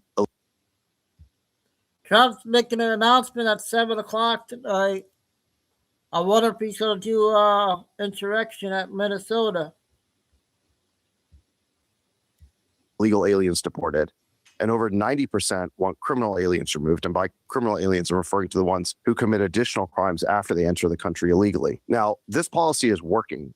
Murders were down 21% last year. It's one of the best years in record. And in most states, the process is smooth and doesn't make national news. And the reason for that is because local authorities are cooperating with ICE. But Minneapolis has taken a different approach. They've engaged in a campaign of, quote, massive resistance to federal authorities. So let's talk about what's actually happening there. And he shows a picture of Tim Walz. Is this accidental that the Democrat Party in Minnesota is performing a mass resistance to helping ICE? Everywhere else that the local authorities work with ICE, there's no violence. You see this? The violence appears to be completely intentional to stop ICE's ability to remove criminal illegal aliens. We're talking about the worst kinds of predators and just lunatics. And Tim Walz is in on it. So this guy who seems like a nice guy. He's like everyone's kind of oafish uncle. Oh, hey, everybody, I'm so incompetent. He's evil. This is what hurts innocent men and women and children. The ground. I think the first thing to understand is that what's happening is much more than just protests. And obviously, I have no problem with people peacefully protesting and making their opinions known, but that's not what's going on here. These are Antifa-style operations designed to thwart the enforcement of federal immigration law. Okay, we just have to read that bottom paragraph there because it's not just protests. See, they monitor groups that call themselves constitutional observers, unquote, videotape immigration agents' activity. They document their vehicles, that is, they're taking movies of their driver's licenses in a database and use whistles and horns to warn neighbors when federal agents appear. That's obstructing and undermining a federal work of removing criminal illegal aliens. They're aiding and abetting criminals. The protesters, that's not a protest, guys. That's a criminal act. They need to be arrested if you do that. You know, if a cop is coming after a terrorist and I warn him, I call him and warn him, or sound an alarm to warn him and get him out of there. They're highly organized. They're communicating in encrypted chat groups. They stalk and dox ICE agents. They follow them around town. They surround them at their hotels. They use their cars to block roads, and they use bullhorns and whistles to alert criminals who are about to be arrested. And remember, ICE is a law enforcement agency. They have warrants to arrest known criminal aliens. Despite this rhetoric of them being like the Gestapo, they are going after specific named individuals for whom they have warrants to arrest. These are dangerous missions, and these agitators are interfering and making these missions even more dangerous. Now, the media has tried to portray Good and Preddy as simply innocent bystanders or people who were peacefully protesting ICE policies. They weren't. They were foot soldiers in these Antifa-style operations. And most importantly, they brought deadly weapons to the fight. So Renee Good hit an officer with her SUV, which under a Minnesota law signed by Tim Walz himself in 2020 justifies the use of deadly force by an officer. That's Tim Walz signed it. Keith Ellis signed it. Their own leadership signed it. You can't use a vehicle. A vehicle is just a 2,000-pound bullet. Defend himself. And Alex Preddy was even more reckless. I think we've probably all seen the video by now where he sought confrontation with ICE officials. He was kicking the car. He was in a rage. This wasn't his first time doing this. He kicked the taillight off, by the way, and that taillight, which costs more than $1,000, you can look it up on this make of vehicle, that makes it a felony. This was before he got shot. This was however many days before he got shot.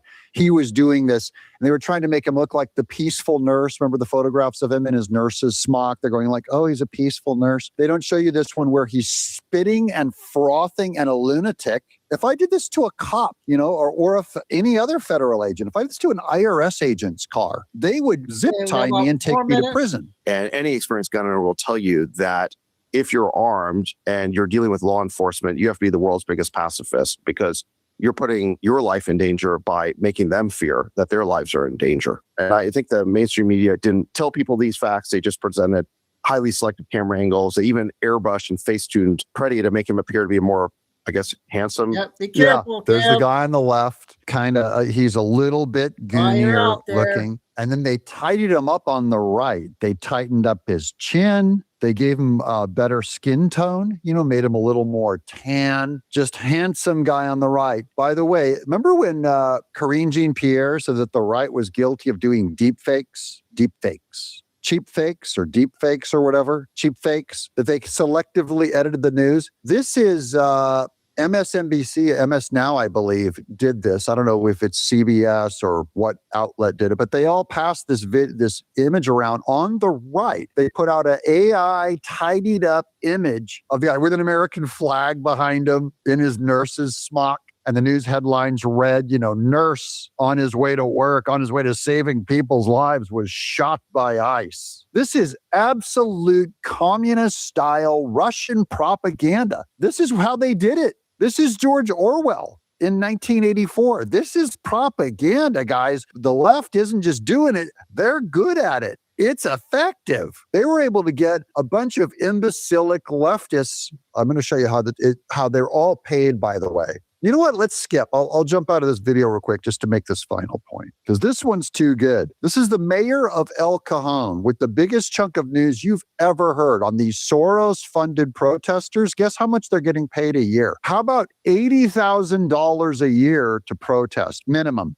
What if we, as Republicans, would have went to the border and protested? Instead, we just let everybody come in. You know why? It's because we don't have a George Soros that's funding these operations. These people are being paid between $80,000 and $120,000 a year to be paid protesters.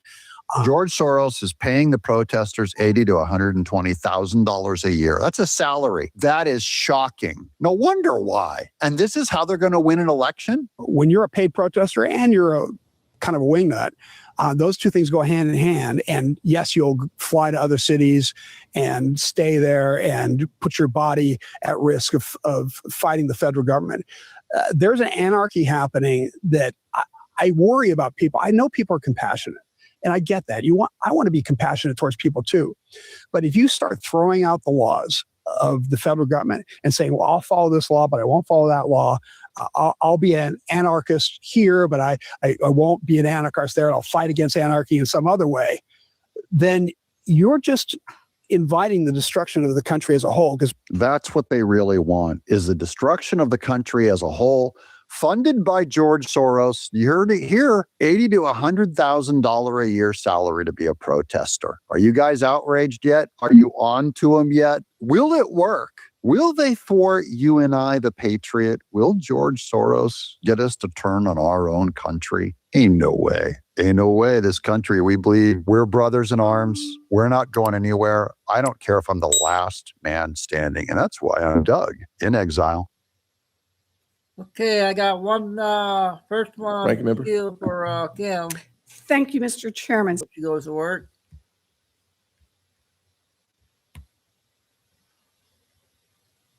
I'll play that one later.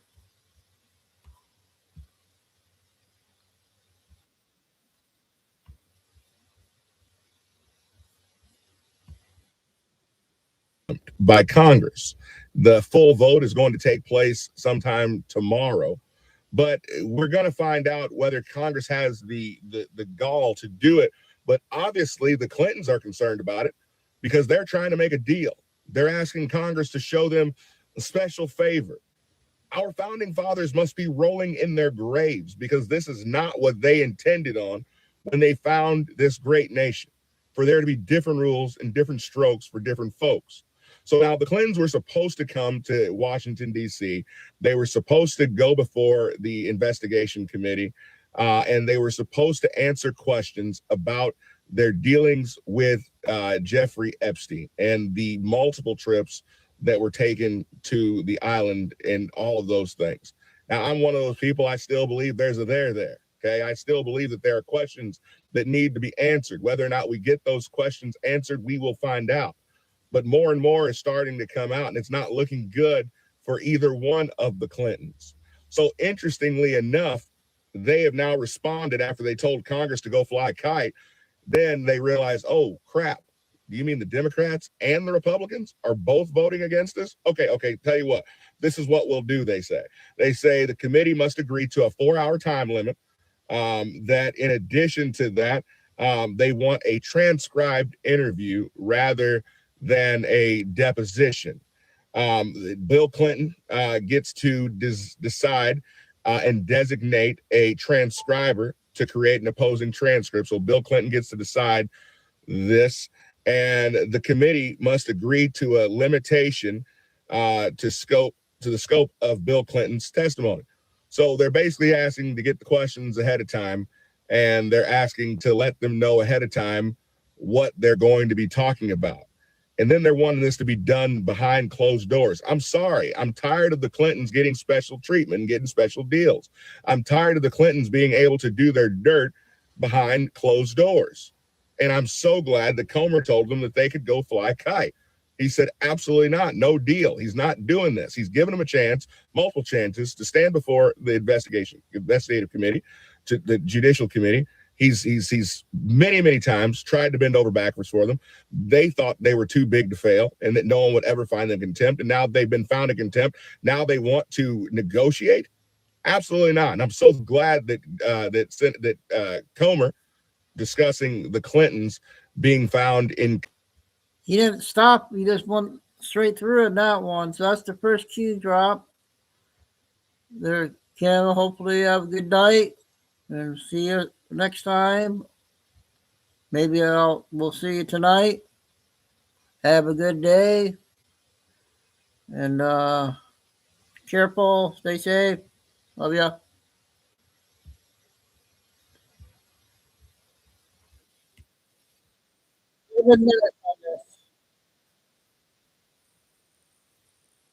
Been going on lately. Now, maybe you guys have seen the story in the news and maybe you haven't, but have you guys heard about the disappearance of Nancy Guthrie, the mother of today's show's host, Savannah Guthrie? Now, for you people that know, let's take a look into who Savannah Guthrie is. So for the people that don't know who she is, who Savannah Guthrie is, she's an American broadcaster and journalist. She's known for being on the Today Show. And at first glance, people just think, there's nothing going on here, right? Her mom got kidnapped because they said it, as the main script goes, that she got kidnapped. They found a ransom note, stuff like that. But there's a lot deeper details going on through numerology in this whole case that there's definitely something weird going on. Okay. And the occult or the elite like to hide it in the numbers. Now notice, okay, first of all, the 5-4, I went into this a ton of times because it adds up to 9. Okay, you'll see the 9s everywhere a lot of the time.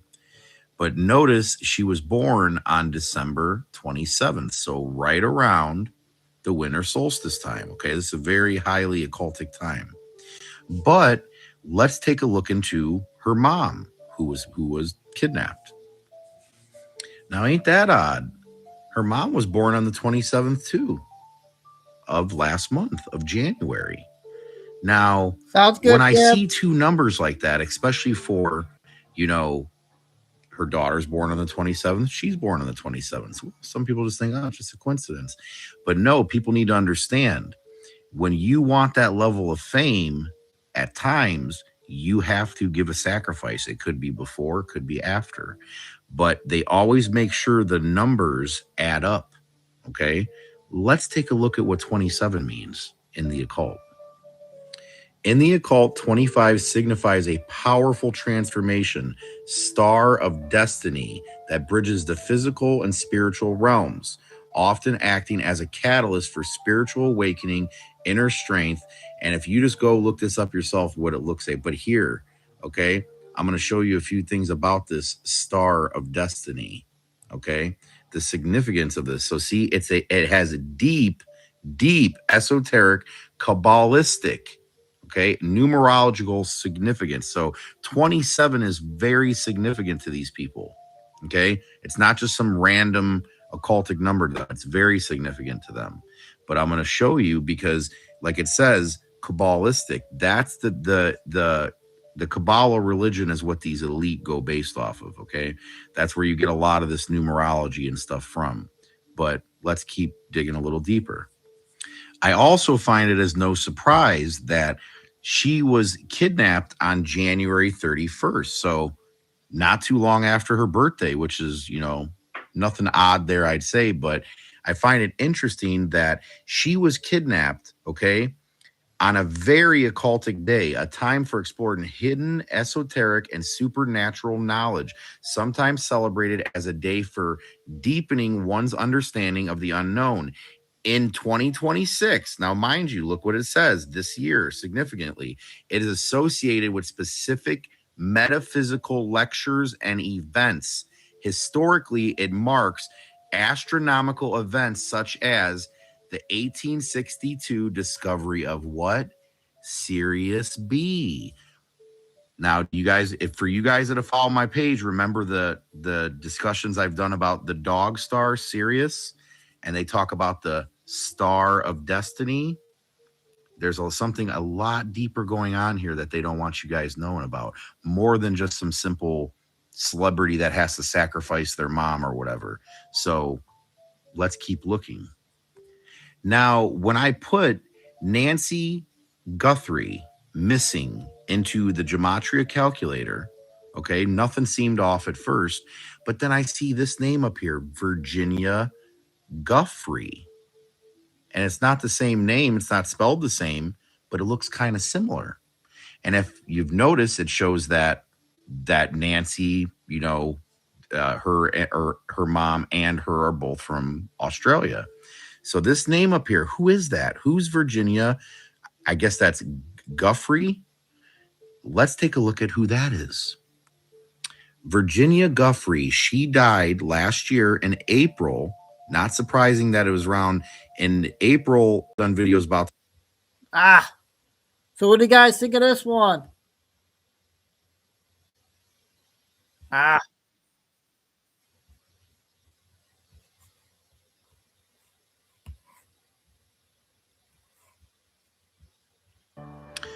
Well, I'm back with another new up.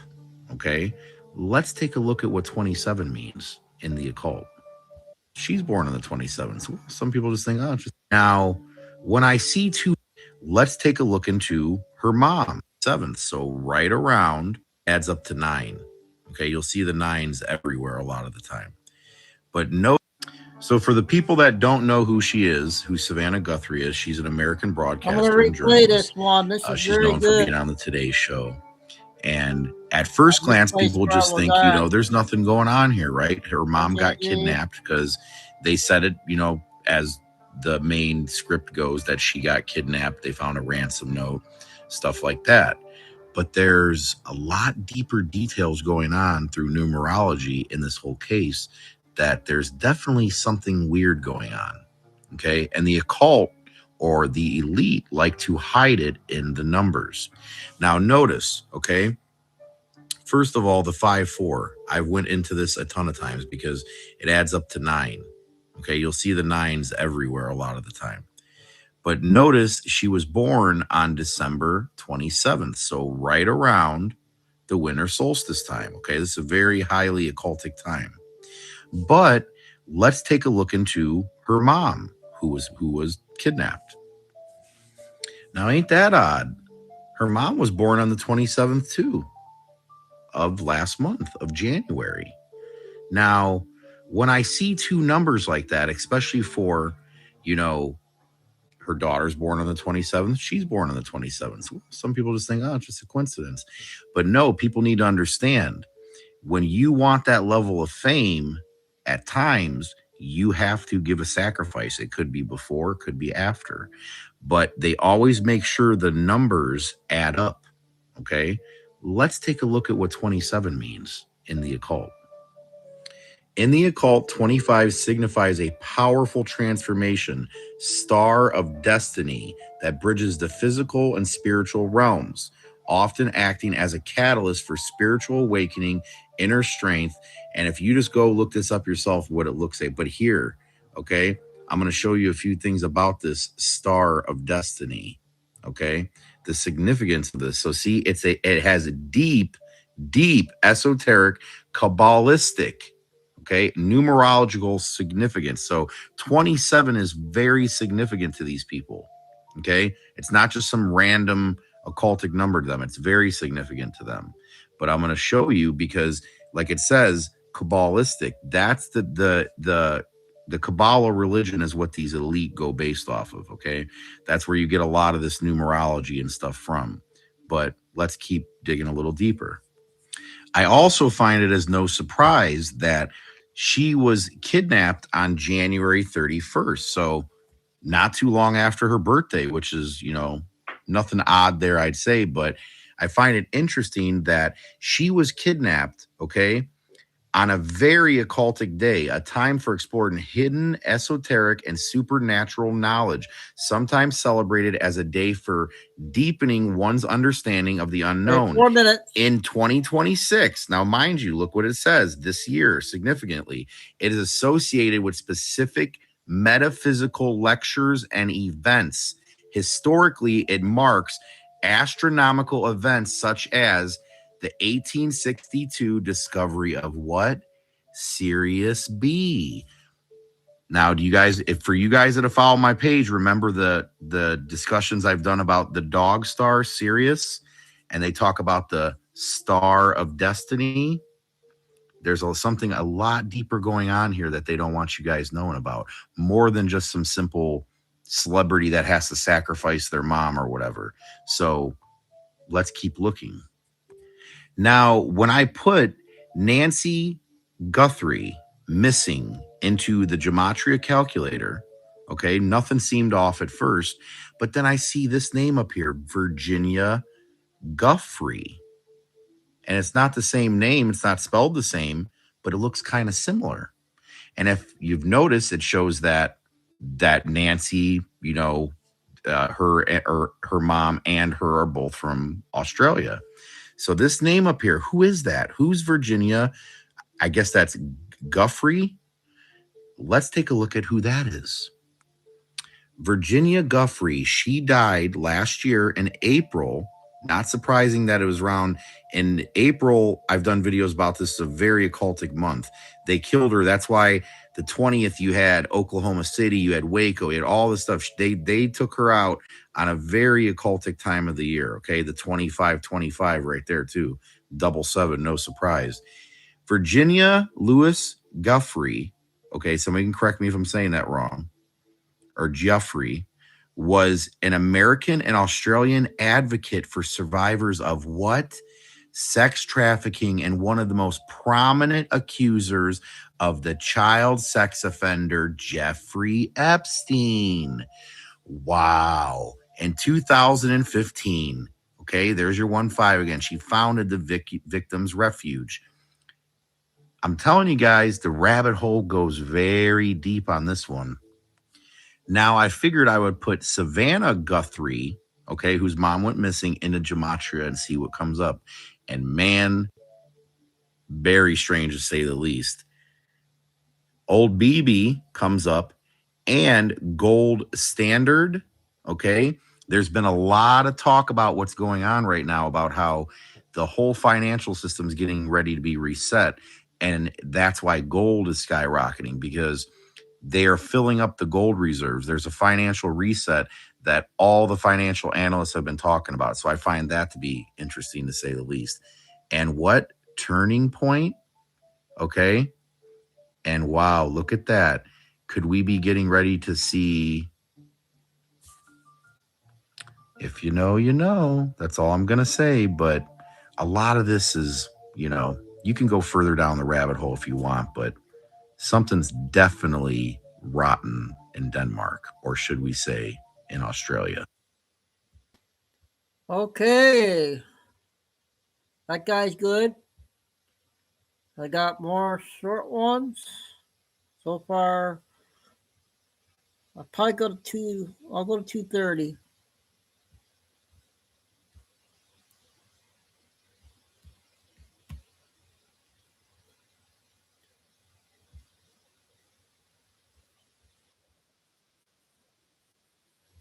Let me know if I played this one yet or not. The year of our Lord 2026.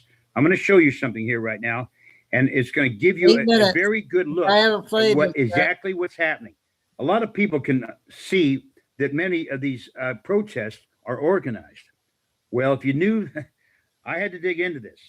Many of the people don't know, but they got a pretty good idea that these protests are not just random. They're organized and they're well financed. A gentleman named Nate Friedman exposes this. I'm going to show you something, and I want to leave you with kind of, I guess, what you might say, some information. I founded EPAC, Ensure the Preservation of America and Our Constitution. I formed an organization called Ensure the Preservation of America and Our Constitution, and you can go to our website. It's not a nonprofit. It is not a political action committee. It is an organization I put together to preserve our country and our Constitution and our Bill of Rights. But I'm going to show you something here right now. A war is being waged on us. And part of this, I guess what you might say, a major component it must be a new one of this war being waged on us yesterday is to destroy the trust you have, or you had a few years ago, in our nation, in our system, and our rule of law. That's a major component of political warfare, or Marxist political warfare. I'm educated in that topic. Watch this, and we'll take the next step. I think if there's someone I can speak to, That's Nate Friedman right there. Someone that I can speak to. Yeah, I think they might be like. And he's directing him away. This guy right here is a paid protester. You're not going to watch this. You're not going to believe it. This is his sign, tax the rich. This guy is a stone cold Marxist. Oh, why am I annoying?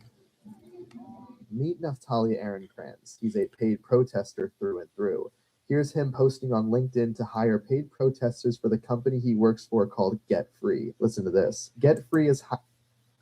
Get Free. Now, if you can probably read this, it says Get Free is hiring for a part-time mobilization support contractor. Then if you read down a little bit further, they get paid for 20 hours a week. They get paid as much as $4,200 a month. We're going to take the next step. All right, everybody. That gentleman you saw in the blonde hair, Natali, this gentleman is a paid protester. This is part of a well-funded ultra-Marxist organization. I'm telling you very, very serious, ladies and gentlemen, this is now getting serious. They have been waging what's called an asymmetric, unconventional type of warfare on this country. Everybody can sense it. Now, let me put it to you this way. There are 1.5 million nonprofits in this country. My organization, EPAC, is not a nonprofit nor a political action committee. It's just an organization that wants to bring information to you. That's what I'm doing right now. Okay. These people are all about wiping out the trust that you have. There's 1.5 million nonprofits in this country. 1 million of them are left of center. What you're witnessing right there was called Get Free. There's also called the public forum. There's also called Rise and Resist.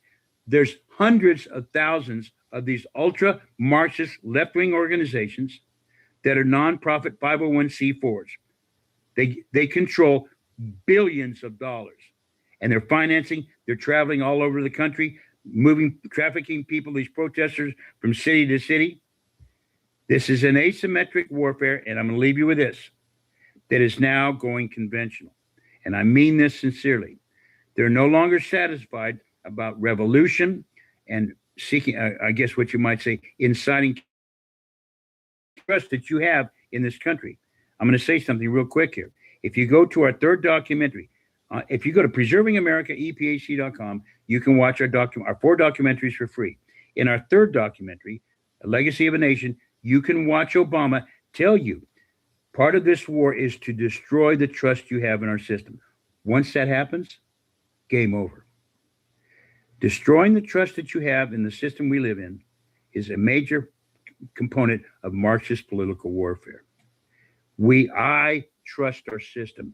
When we have the right people like Donald Trump in this country, it's going to be turned around, but it's going to needs our help. He can't do this alone. More importantly, they want to sow discontent. They want to sow chaos. We will win this war, and they want to destroy the trust that you have in our system. I trust our system. More importantly, this is going conventional now. Conventional. And I mean this sincerely. The American people, like you and I, conservatives who voted for Trump, conservative Christians, or just basically Trump supporters, are no longer safe in America. And I mean this sincerely. These protesters, these well-funded, well-paid Marxist anarchists are no longer, I guess, satisfied with waging an unconventional type of warfare. It's slowly and gradually going conventional. And what do I mean by that? They're not going to be continuing to throw cans of soup at people, the ice, etc. They're not going to be content with just major burning stuff down or throwing frozen bottles of water at people or burning stuff down. They're going to go conventional. They will break out the weapons here pretty soon. Mark my words. I'm educated in Marxist political warfare. I've studied it for a decade. I wrote a book and produced 4 documentaries on that subject. We will win this war, but be advised, Americans are no longer safe on our streets. Watch Maxine Waters today. If you get a chance, go watch her interviewing in committee Secretary of the Treasury, Tim Bessett. She's trying to pigeonhole him. Will you be the voice of reason for Donald Trump's war on America? And he's trying to tell you, hey, she won't let him speak. She doesn't want an answer. They don't want you to be answered. They don't want an answer from any of us. They're waging war, and it's going conventional. I mean that from my heart. But we will win this war. Be educated, be smart, be peaceful, be smart. Educate yourself and turn to people that you know, because it's kind of funny. Truth has a certain ring to it, doesn't it? When you hear the truth, you know it immediately. All Maxine Waters and many of these Marxists all over the country are stone cold liars. They're lying to you, and they know you're lying. They know you know that they're lying. We will win this war, but educate yourself. Please go to preservingamericaepac.com. Watch our 4 documentaries for free. We will win this war. Hey, everybody. Yep. Kim, this guy's really good too, right, Kim? Everybody likes him, I think. So he does a lot of good videos. That was yesterday's video. So the next one, I got one that's interesting also. 6 minutes. Not sure if I played it or not. I got a short DJ.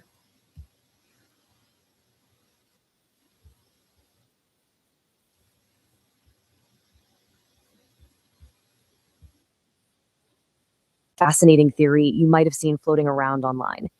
It's this idea that over 150 years ago, a single law secretly Yeah, turned the you know, entire United States into a nobody private does. company. So let's get right to it. The core question is this. Did the United States as a republic actually cease to exist a long, long time ago? You guys remember this People one? who believe this theory claim it was secretly replaced by a corporate entity, something called the United States Inc. You see, according to them, this one law quietly turned the whole country into a business. They say the original Constitution was basically put on a shelf. This new corporate thing was created, and all of us American citizens were unknowingly turned into assets on a balance sheet. So what is this supposed smoking gun? What's the piece of evidence that they say changed an entire nation? Well, it all boils down to one specific law passed by the 41st Congress. Here it is. The entire theory hangs on this one piece of legislation, the District of Columbia Organic Act of 1871. Now, its official title is An Act to Provide a Government for the District of Columbia. And right away, you kind of notice the scope seems pretty specific, right? It's about how DC is governed, not the whole country. But here is the exact phrase that theorists point to as absolute proof. It says the District of Columbia is constituted as a body corporate for municipal purposes. When people see that word corporate, their minds immediately jump to a for-profit business, like Apple or Ford. But, and this is a Anybody huge remember but, this? How's in a this legal one? context, that word means something completely different. So, to figure out what this phrase actually means, we have to do a little detective work. We need to look at the history. What was the problem this law was trying to solve way back in 1871? Well, it turns out that in 1871, the nation's capital was a total mess. We're talking a literal swamp with open sewers, dirt roads, and a whole confusing patchwork of different city governments that couldn't agree on anything. This made trying to do any big infrastructure projects pretty much impossible. So, to put it simply, Congress passed this act to fix a local problem. They needed to clean the place up. The whole goal was to create What do you guys one think of this single one? city government that could finally pave Pennsylvania Avenue and build a real sewer system. This wasn't some kind of constitutional coup. It was just urban planning. And this right here gets to the absolute heart of the misunderstanding. The act created a municipal corporation. That's just the standard, kind of boring legal term for a city government. Its job is to provide public services like roads and schools. A business corporation, on the other hand, exists to make money for its shareholders. The act just made a city government for DC, the same way New York or Chicago have city governments.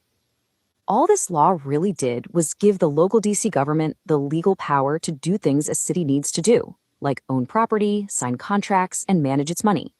In other words, it let them buy concrete for the roads and sign paychecks for city workers. That's it. And here's the real kicker. Far from being some kind of shady move that violated the Constitution, this act was a direct use of a power that's written right in the Constitution. The Enclave Clause gives Congress the specific and sole authority to govern the District of Columbia. So the Act of 1871 wasn't an attack on the Constitution at all. It was actually powered by the Constitution. But, okay, here's the biggest flaw in the whole conspiracy theory. It's a simple historical fact that for some reason almost always gets left out of the story. You see, the government that this act created, it was a complete and total failure. It was famously corrupt, it spent money like there was no tomorrow, and it drove the city into bankruptcy. So what did Congress do? They completely got rid of it just 3 years later. So the theory just conveniently ignores that its main piece of evidence was a total flop that got thrown in the trash. I mean, you have to ask the question, right? If this act truly created a corporate USA, then wouldn't the repeal in 1874 have, ended it? The whole logic just completely falls apart right there. Even the other evidence you see, like using all capital letters for the country's name, just doesn't hold up. Theorists will tell you this all caps version signifies a secret contract with the corporation, but the real reason is a lot less exciting. Honestly, it's just about typography. Back in the typewriter days, typing in all caps was how you made something stand out, like using bold text today. In fact, it's still a rule in the official government style manual for titles and headers. Not a single court has ever said it means anything legally different. So if the evidence against it is so clear, why do people keep believing this? What is it about this theory that makes it so sticky and so appealing for so many people? Well, it seems to be a mix of a few things. First, it takes advantage of confusing legal words. Then you have these really awful scams where people sell kits promising this theory is a magic bullet to get out of debt. But I think on a deeper level, for people who feel like the system is rigged against them, it offers a simple story with a clear bad guy to blame. So at the end of the day, the Act of 1871 wasn't about selling a nation. It was about managing a city. It was a local law for Washington, D.C., meant to pave its roads and build its sewers. It just didn't have the power to change the fundamental nature of the United States Republic. And all of this leaves us with a really important question. How many other big ideas or theories are built on just misreading a single word? The Act of 1871 is a pretty powerful reminder that, especially today, being able to understand the actual meaning of words in historical documents isn't just for academics. It's one of the best tools we have to see the world a little more clearly. I hope that one was okay. I can't remember. I don't think I played that before.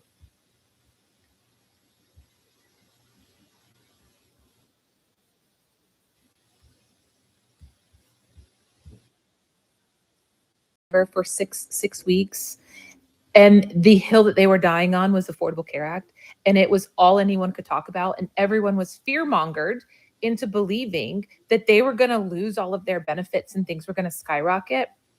And then when you actually looked at the data, I don't know if you guys followed me during that time, but it showed like less than 1% of the actual population was impacted by what they were talking about with the premiums. And then they stopped talking about it. It came and went. January 1st came, everyone's premiums went up. But in this last CR and budget debate, not a word about Affordable Care Act. It was ICE. Don't you think that's weird? They literally wouldn't shut up about it. And now they haven't said a word about it. Did I miss something? 2, the SAVE Act. Someone please tell me why this just isn't common sense and a law. I have to show an ID to buy 2 Sudafed or Sudafed in general to use my credit card, but not to go vote. Are you fucking serious? 86% of Americans support the SAVE Act. Say, yeah, you need to show your ID to vote. 86%. I think that's one of the only things that we agree on in America right now is that, yeah, showing an ID to vote is good. So tell me why the Democrats are like, no, we have a problem with this. Could it be because they let millions of illegals over the border in order to boost their numbers and allowed them to commit fraud and take our tax dollars? And so now they're like, wait, I was kind of banking on those votes. I can't win the election on my own. It's giving loser. Because you can't tell me that Americans want it, but the people that represent you, us, don't. Make it make sense. If you are not for the SAVE Act, I really would like to hear why.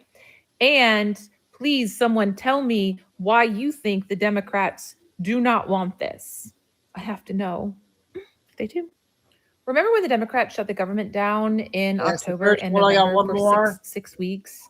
With her. Yes, I'll go to 2:30.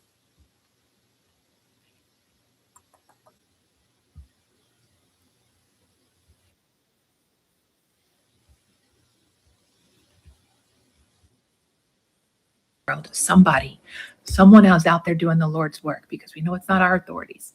They have taken all the Epstein files and put it into a user interface that makes it look like you are in Epstein's email. You have his Gmail and his Yahoo that you can go to. You can also on the left search by person that he's emailing. So if you want to see certain conversations with certain people, you can do that. In the top search bar, you can search for certain terms. And then when you're in the email itself, on the top right, if you want to go to the original document, they have that too. On the bottom, you have these apps. The first one is all the pictures. So the second one is the Google Drive. So it's all of the PDFs and files. The third one is the flights. So you can even search by flight. And then there's more apps, like you can go in like you're in his Facebook. You can see everything. It's honestly amazing. So this will make your experience going and looking through the files, or just, having some interest in what's going on. This is the source I think you should use. It's definitely a lot more user-friendly. I'm going to go donate to this person because my mind is blown. Anyway, hopefully it's helpful. Stay tuned. I come bearing gifts for you all today. So it came. Okay, she's good. I can't remember if I played this one earlier, you guys, if she came out with another one or not.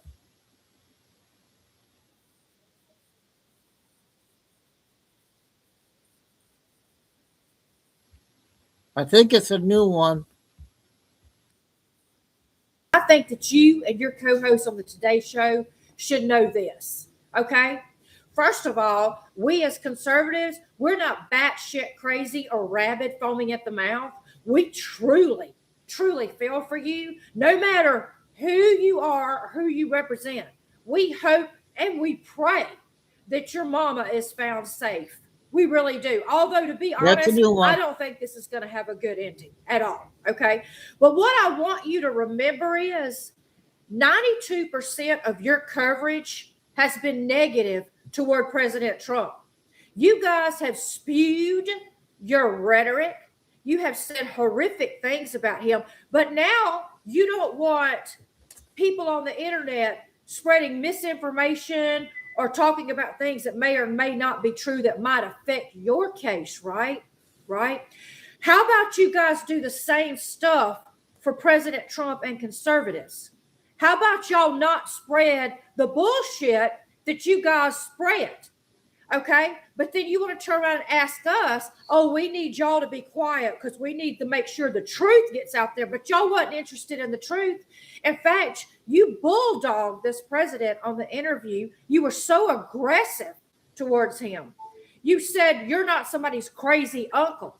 You slammed him about the election being stolen, which, by the way, we all know was stolen.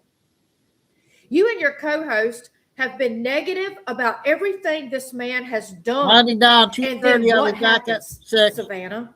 What happens when it's your mama? When it's your mama, suddenly the police are okay. Suddenly, it would be okay if ICE was involved with your mama's search, right? And I do understand. I can't find anything negative that you've said about ICE. I can't say the same for the Today Show. And all the bad stuff that you guys do this and try to ruin this president. And look what happened. Look what happened. You called him, or you slammed him about the COVID stuff. You slammed him about everything else. You argued with him. You acted so aggressive and so disrespectful. But who picked up the phone and called you?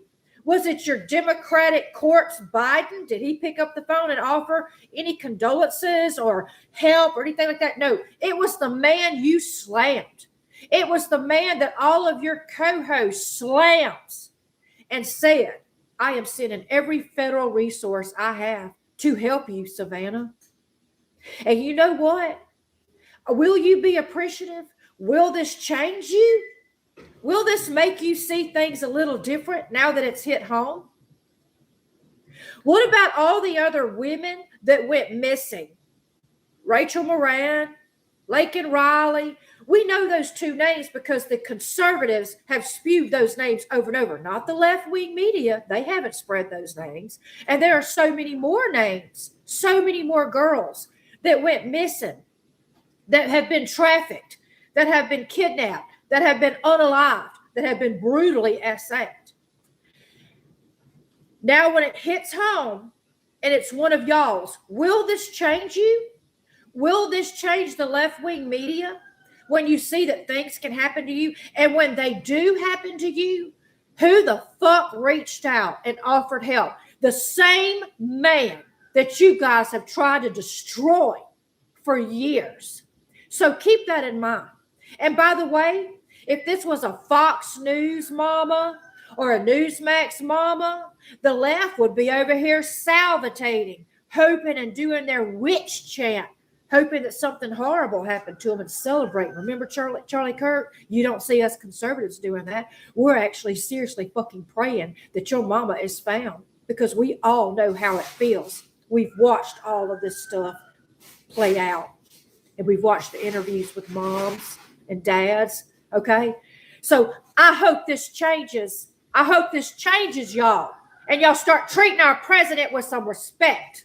Amen. Savannah Guthrie, I hope that you see another good one from her. So this other one is 10.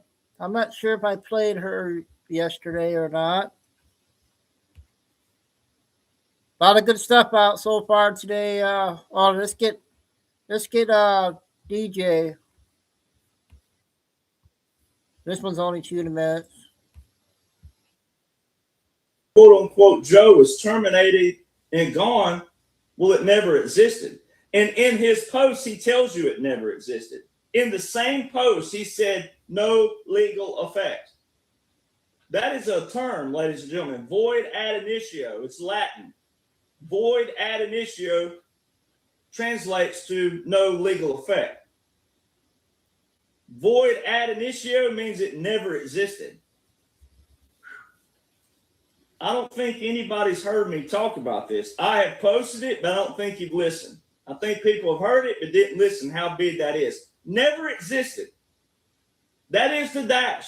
That's the 45-47. And President Trump on December the 2nd validates the whole thing by saying void ad initio, but he said no legal effect, which is a translation of that, which means never existed. None of the 21 to 25 ever existed.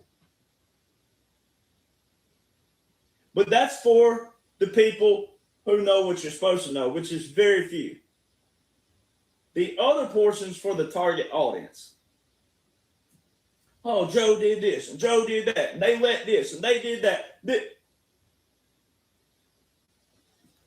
Two scenarios.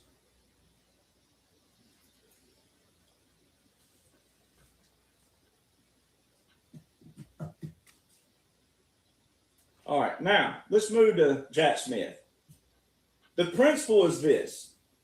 If all the 21 to 25 never existed, then Jack Smith can't exist. His appointment as special counsel, November the 18th, 2022, doesn't exist. By Merrick Garland, none of it exists.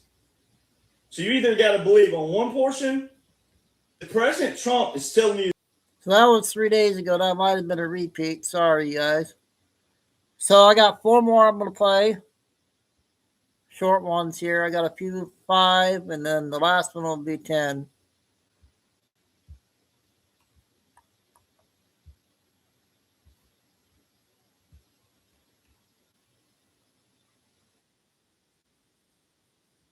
I don't know if I played this one before. Area. Thanks for joining us on News Channel 3 live at 11. I'm Andy Dominiani. And I'm Jessica Harthorn. A West Michigan lawmaker says it's a problem they need to solve. News Channel 3's Abigail Taylor joining us live in the studio tonight. She spoke with Kalamazoo Representative Julie Rogers, and Abigail Rogers says that this impacts paychecks, rent, and even medications. Yeah, Representative Rogers says that's what she feels like is taking this issue of mail delays beyond inconvenience, but a serious disruption to everyday life. And she says these complaints have been building up for more than 2 months. That's why she's now urging for federal intervention to figure out the root of this issue and how to solve it. Snow's been piling up on mailboxes across Kalamazoo. Some say undelivered mail is piling up too. One business owner tells us their property management company relies on what should be daily deliveries of invoices and rent payments, now missing. So like today, we did not receive our mail. So it is continuing and it just seems to be progressing. Henlin says the issue's been ongoing, especially the last couple months. Not just one route or one post office, and not just in Kalamazoo. Even up in the Upper Peninsula where we have developments we manage, we have heard a lot of complaints that they're also experiencing a lot of issues, just them getting the rent checks picked up. Last week, the U.S. Postal Service put out this alert warning severe winter weather could cause delivery delays. But at least one lawmaker believes the issue is deeper than that. My heart goes out to the carriers. I really appreciate their dedication through all kinds of weather, and we've had all kinds of weather. But I want to make sure that I highlight, I don't think this is because of the recent bad weather. Representative Julie Rogers says people have been reaching out to her office for months, not just about inconvenience, but disruption to life. I'm very concerned from a healthcare standpoint that this could be impacting people's health if they're not getting their medications that they need in a time-sensitive manner. Henlon says this is why he's frustrated, not with his local postal workers, but on their behalf. There's some individuals there that are great individuals, and I think they're trying their best, but it almost appears to me that it's a cry for help, that they need themselves some support from somebody higher up to get them staffed enough where they can make the deliveries. USPS has not reported mass forced layoffs, though under DOGE, the Postal Service's workforce was reduced by about 10,000 voluntary retirements. Data also shows USPS employment has shrunk slightly over the past 5 years as part of long-term restructuring. So it does seem that they've been asked to do the same amount of work, if not more, with less people. Rogers says it's unclear if staffing is the root cause, but says that's why she sent these letters to Congressman Bill Huizenga and Senators Gary Peters and Alyssa Slotkin, urging for federal examination. Congressman Bill Huizenga's office got back with us about this, sharing a letter written directly to the Postmaster General today. In it, he writes about the Postal Service's consolidation impacting Southwest Michigan, and he urges for the cause of these delays to be identified publicly and fixed. I also reached out to the office of Senator Peters, but have not yet heard back. But if your mail has been delayed, lawmakers urge you to reach out to your members of Congress as well. Live in the studio, Abigail Taylor, News Channel 3. All right, Abigail. Hey, Michigan news. I got three Rules, more. commands. 3 more. Back at 6. This is a minute and a half.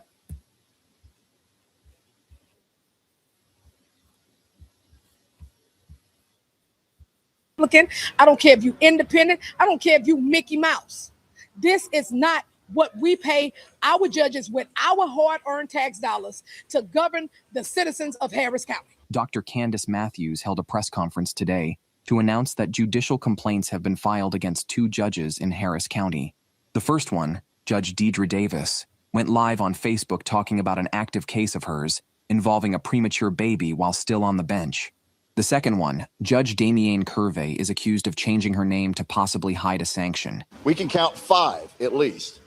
This is her representing herself as Damienne Banier as a sanctioned attorney before she became judge. Now, why would somebody want to change their name before they become judge? To hide a sanction, that's why. There are also accusations that she is using her power to keep her husband from talking. We have a judge that's sitting on the bench right now whose husband has an ankle monitor on his ankle. This is after efforts from Candace and I and members of the community to get him out of the jail. Currently, Mr. Derek Johnson is under the protection of the people of Harris County from the abuse of his judicial wife, Diane Curvey, the judge. She is also accused of misusing campaign funds for various expenses. Dr. Matthews also shared this message to any judges in Texas that think they can get away. We are going to put the hammer of accountability on any rogue, corrupt judge. I don't care what county you come from. Texas have 254 counties, and we'll ride down on every last one of them. Because I've been around this state, and I bring my friends with me. Right. Because at the end of the day, when you are a judge, you're supposed to be fair, you're supposed to be impartial, and you're supposed to follow the law. You're supposed to follow the judicial canons. And when you don't do so, then that's when this cowboy hat comes out. I don't care if you're Democrat. I don't care if you're Republican. Okay, Texas update on news. 2 more.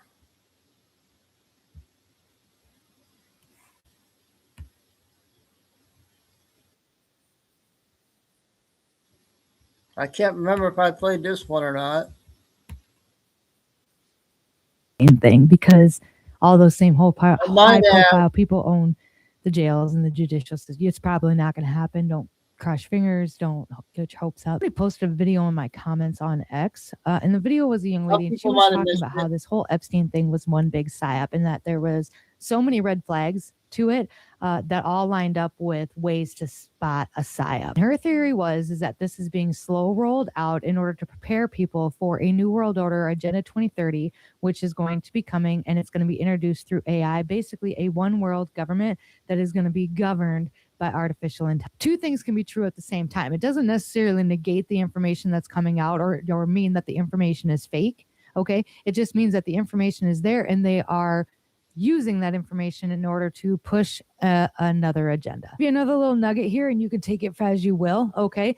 But the fact that Donald Trump was in these documents is the only reason that a lot of these people who didn't pay attention to it the first time are paying attention to it now. So just stick a pin in that. At a very high level, I want accountability too, and I'm angry, and we're going to talk about it. You look a little bit deeper, it took this in order to get the rest of the people here. But there's something else that happened that I don't think a lot of people were anticipating, and I'm not sure that the elite as a whole was anticipating, and that was the fact that people ran back to Jesus Christ in their faith, like sprinted back to Jesus Christ in their faith, specifically after Charlie Kirk had died. Bible sales were up like 200%, right? The churches were packed. And I don't think that was anticipated, which is an interesting thought, because people running back to their faith could cause a big problem for somebody who wants to bring in a one world government. If the collective themselves went back to their faith and really leaned on that and worshiped that versus worshiping the celebrities or the media or political parties, I feel like that could put a big wrench in their agenda. So I don't know what's going to happen, but I can tell you with my full chest, and now that you've seen the evil and you know it exists, that if there's that kind of evil, then there's that kind of good too. And you need to decide what side you're going to be on. Reckoning will happen. There will be a clash. It will happen. I don't know what that's going to look like. And you need to be real careful with who you surround yourself with. Okay. You need to take a long look at anybody who didn't speak out about these files. These files were everywhere. This should have been the biggest news story of the year so far, or even of 2025. This should have been massive, and it just wasn't. We're still a bunch of fringe people. There's more of us now, but it's still like on the fringe outskirts of society. We all know that a certain country is paying influencers in order to push an agenda. And if you don't know, you do now that certain country and the people and the religion within it, within all of it, do not believe in Jesus Christ. In fact, they vehemently do not believe in Jesus Christ. And they think you're stupid for believing in Jesus Christ. So there's going to be a clash. And when that clash happens, you need to be on the right side, and you need to surround yourself with people who are on that right side. Did you hear that? There's something in this fucking room. Oh my God, it's a hawk that killed a pigeon. It slammed the pigeon against my window. Hold on. Oh, there it goes. I don't want to scare it away. I don't want to open the door. Do you see it? It's got a pigeon though. So it's not a ghost. That, if you hear that, is my dishwasher or my washing machine being off balance. It's not a hawk, that's a kestrel. Let's open the door. Let's see what happens. Do you see it? He's got himself a pigeon or a dove. Oh my God, don't look at me. You hit my window. Are you okay? Oh my God, he just flew away with it. Oh my God. Oh my God. Was that some kind of omen? I don't know. I feel freaked out though, so I'm gonna go and feed my guinea pig. He's hungry. It was fucking weird. That was weird. You're not going to see a bunch of high profile people. Okay, our other TikTok lady that does good. So this one, Carol, wasn't sure if we played or not. The new lady on TikTok. Oh, play that one later.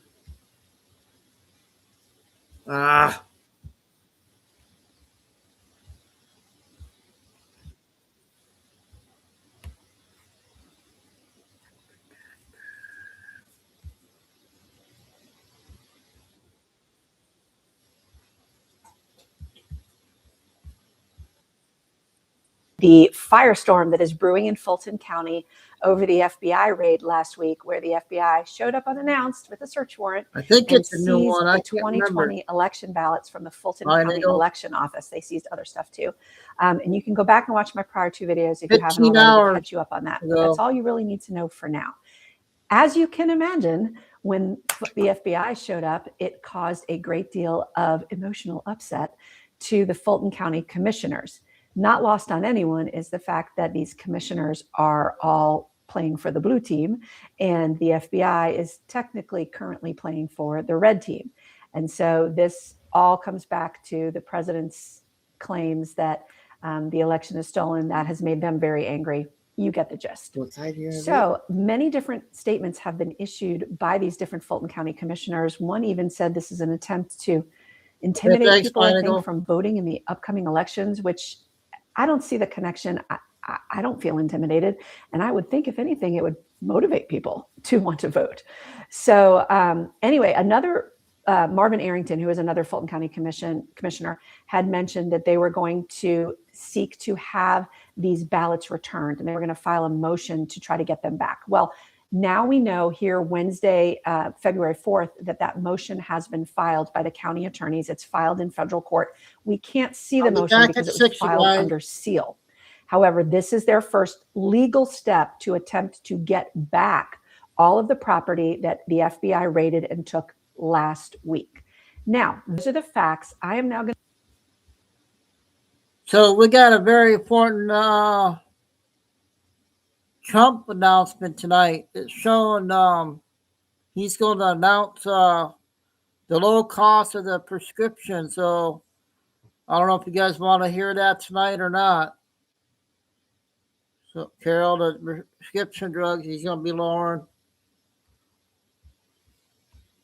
And move to some legal speculation to try to explain to you what I think they may be arguing in this motion. Federal law allows you to, if you are a party who has had items seized, to file a motion to get those items back. And you file it in federal court wherever the motions were seized, or wherever the property was seized from. And so it is presumably filed somewhere in the Northern District of Georgia. And it's likely that they are arguing one of two things or both. We know based on news reports that they said that they were seeking to get the affidavit associated with the search warrant unsealed. So when you, in this case, it was an AUSA out of Missouri that went to this judge in Georgia and asked for the search warrant. When you ask for a search warrant, you file an affidavit, which is a narrative signed by you, which explains why you need the search warrant, what it is that establishes probable cause in order for a judge to say, yeah, okay, you can have a search warrant. And so Fulton County wants to see what is in this affidavit, because certainly they're going to argue that the judge did not have sufficient probable cause to order the search warrant. So basically saying search warrant's bad, you didn't get to take it, you got to give it back. Now, as a criminal defense attorney, we argue probable cause all the time, and we lose all the time because it is a very low threshold. It's important to remember the AUSA here that went to this judge doesn't have to prove that the election was stolen. He doesn't have to prove beyond a reasonable doubt that a person or multiple people committed a crime. It's a probable cause standard. So you're looking at things like reasonable grounds to believe, fair probability. It's a little bit loosey-goosey because they're not expecting you to be able to prove things beyond a shadow of a doubt. And remember, and we talked about this a little bit in my prior videos, even if it's just one or two people that they're going after that may have committed a crime associated with this election, that may be enough to establish probable cause to seize those documents. They don't have to go into a massive conspiracy in order to get a search warrant under these circumstances. So that's possibility number one, that they are arguing that the search warrant itself was bad. The other thing that they can argue is that they simply need to get this property back. Because the criminal case is still pending, the burden is on them to prove why they should be able to keep and hold on to these items instead of the FBI or the federal government. Or arguably something to the effect of, well, they can't have the originals, they can only have copies, things like that. But here's where it gets kind of funny, because, you know, when it's the government, there's always something hilarious that goes along with it. So we have this likelihood, and we kind of saw it in the way they were all wringing their hands, that, oh my Lord, they've taken these precious ballots. Well, oopsie. There was an AJC article, the Atlanta Journal-Constitution, that was talking about some of the confusion that had unfolded when the FBI raid started, okay? And they got the body camera. And in this AJC article, they say, and I'm quoting from the article now, speaking with an officer during the raid, Fulton Elections Director Nadine Williams speculated that those groups were using, don't know which groups, were using the FBI to get them for free. Okay, so probably the people that were trying to get them through the civil cases. And she says this, quote, they think we destroyed the ballots, but we didn't, Williams said, according to the officer's body camera. Here's where it gets good. Quote, this is Nadine Williams. If you want to take 700 boxes of ballots, have at it. So they can go make Good one, paper too. airplanes for all I care. He's another new lady we've been following. So we have the Fulton County commissioners saying this is the most terrible thing that has ever happened. How dare the federal government touch these sacred ballots? We must have them. We must be the ones to care for them. And their very own elections director is overheard saying they can go make paper airplanes with them for all I care. I suspect if that becomes an issue, there will be an argument that that was taken out of context or something like that, because it doesn't help their messaging at all if she's saying she doesn't care what happens to those ballots. All right, so moving on. I also want to point out a grand irony. If you are a Young Thug fan, today is your day. Because as many of us know, part of the YSL case where Fonnie Willis seized rap artist Young Thug's property and held it for years. And I'm talking, I think overall it was like millions of dollars, it probably was cash, cars, jewelry, seized it and tried to keep it under civil forfeiture, okay? And had to go through a whole fight where eventually almost all of it was returned to Young Thug. But their position was that that was ill-gotten gain because he was a member of a gang and not because he was a successful recording artist who had worked hard and earned all of the things that he had. So absolutely outrageous from my point of view that they tried to basically steal Young Thug's property. So we have the Fulton County DA that tried to make that move. And then we have the Fulton County Commission suggesting that the FBI cannot be trusted to hold on to ballots. Ballots that, by the way, likely would have been destroyed had it not been for multiple civil lawsuits that had kept them from being destroyed. So if that's not ironic, I don't know what is. So if you are a Young Thug fan, you get to laugh at Fulton County today. How dare they suggest that the FBI can't be trusted to hold on to ballots when they tried to steal a private citizen's property under civil forfeiture for millions of dollars. It's pretty outrageous. All right, one more thing I want to tell you about. So Rob Pitts is the chairman of the Fulton County Commission. He is one of the guys that came out real quick with the hand wringing and the, oh my Lord, this is the end of days because these ballots have been seized. He had a press conference and I thought that I know he plays for the blue team. He's mad at the red team. Carol. All the sniping is expected, but I thought he got a little irresponsible because he mentions in this press conference a quote, a source. Doesn't say who the source is, but says that a source had called him before the raid and had told him that arrests were imminent. And the arrests didn't happen. Instead, there was this search warrant that was executed last week. But he says, quote, something sinister is going on and that arrests are still forthcoming. Well, he's trying to spin it, and you can see the beginnings of what they're going to kind of argue. Theoretically, if these ballots are explored and problems are found that are evidence of a crime, it is entirely possible, based on the way we're seeing them say, we can't trust the FBI, this is sinister, that they may make an argument that, well, whatever irregularities were found in these ballots, they weren't like that when we had them. You know, we had audits, recounts done. We are, you know, clean Marines. And so whatever changes were made must have been made once they wrenches are always blue. So you can see the hints of that already coming along. And so we're just going to need to watch to see how that unfolds, because I suspect if wrongdoing is found, that may be one of the arguments that they make, and they're already starting to make that argument. So I will keep you updated. There have been some interesting. So yeah, that was another good lady that does good intel on TikTok or often. Okay, I'll take a little break here, and we'll see you all back at 6 o'clock. Have a good dinner time in a few hours. Come back with more good stuff. And so God bless. Remember, please hit the like and make sure you sub to the backup channels, please, everybody. Just go to the description box. Thanks, Carol and Lucy and Tim and Kay. Hopefully we'll see you here tonight. I don't know when Ann's coming back. And so stay safe, stay strong, keep the faith, and never give up. Signing off. Chico Dude for a few hours. Another first show, second show later. We guys see you soon.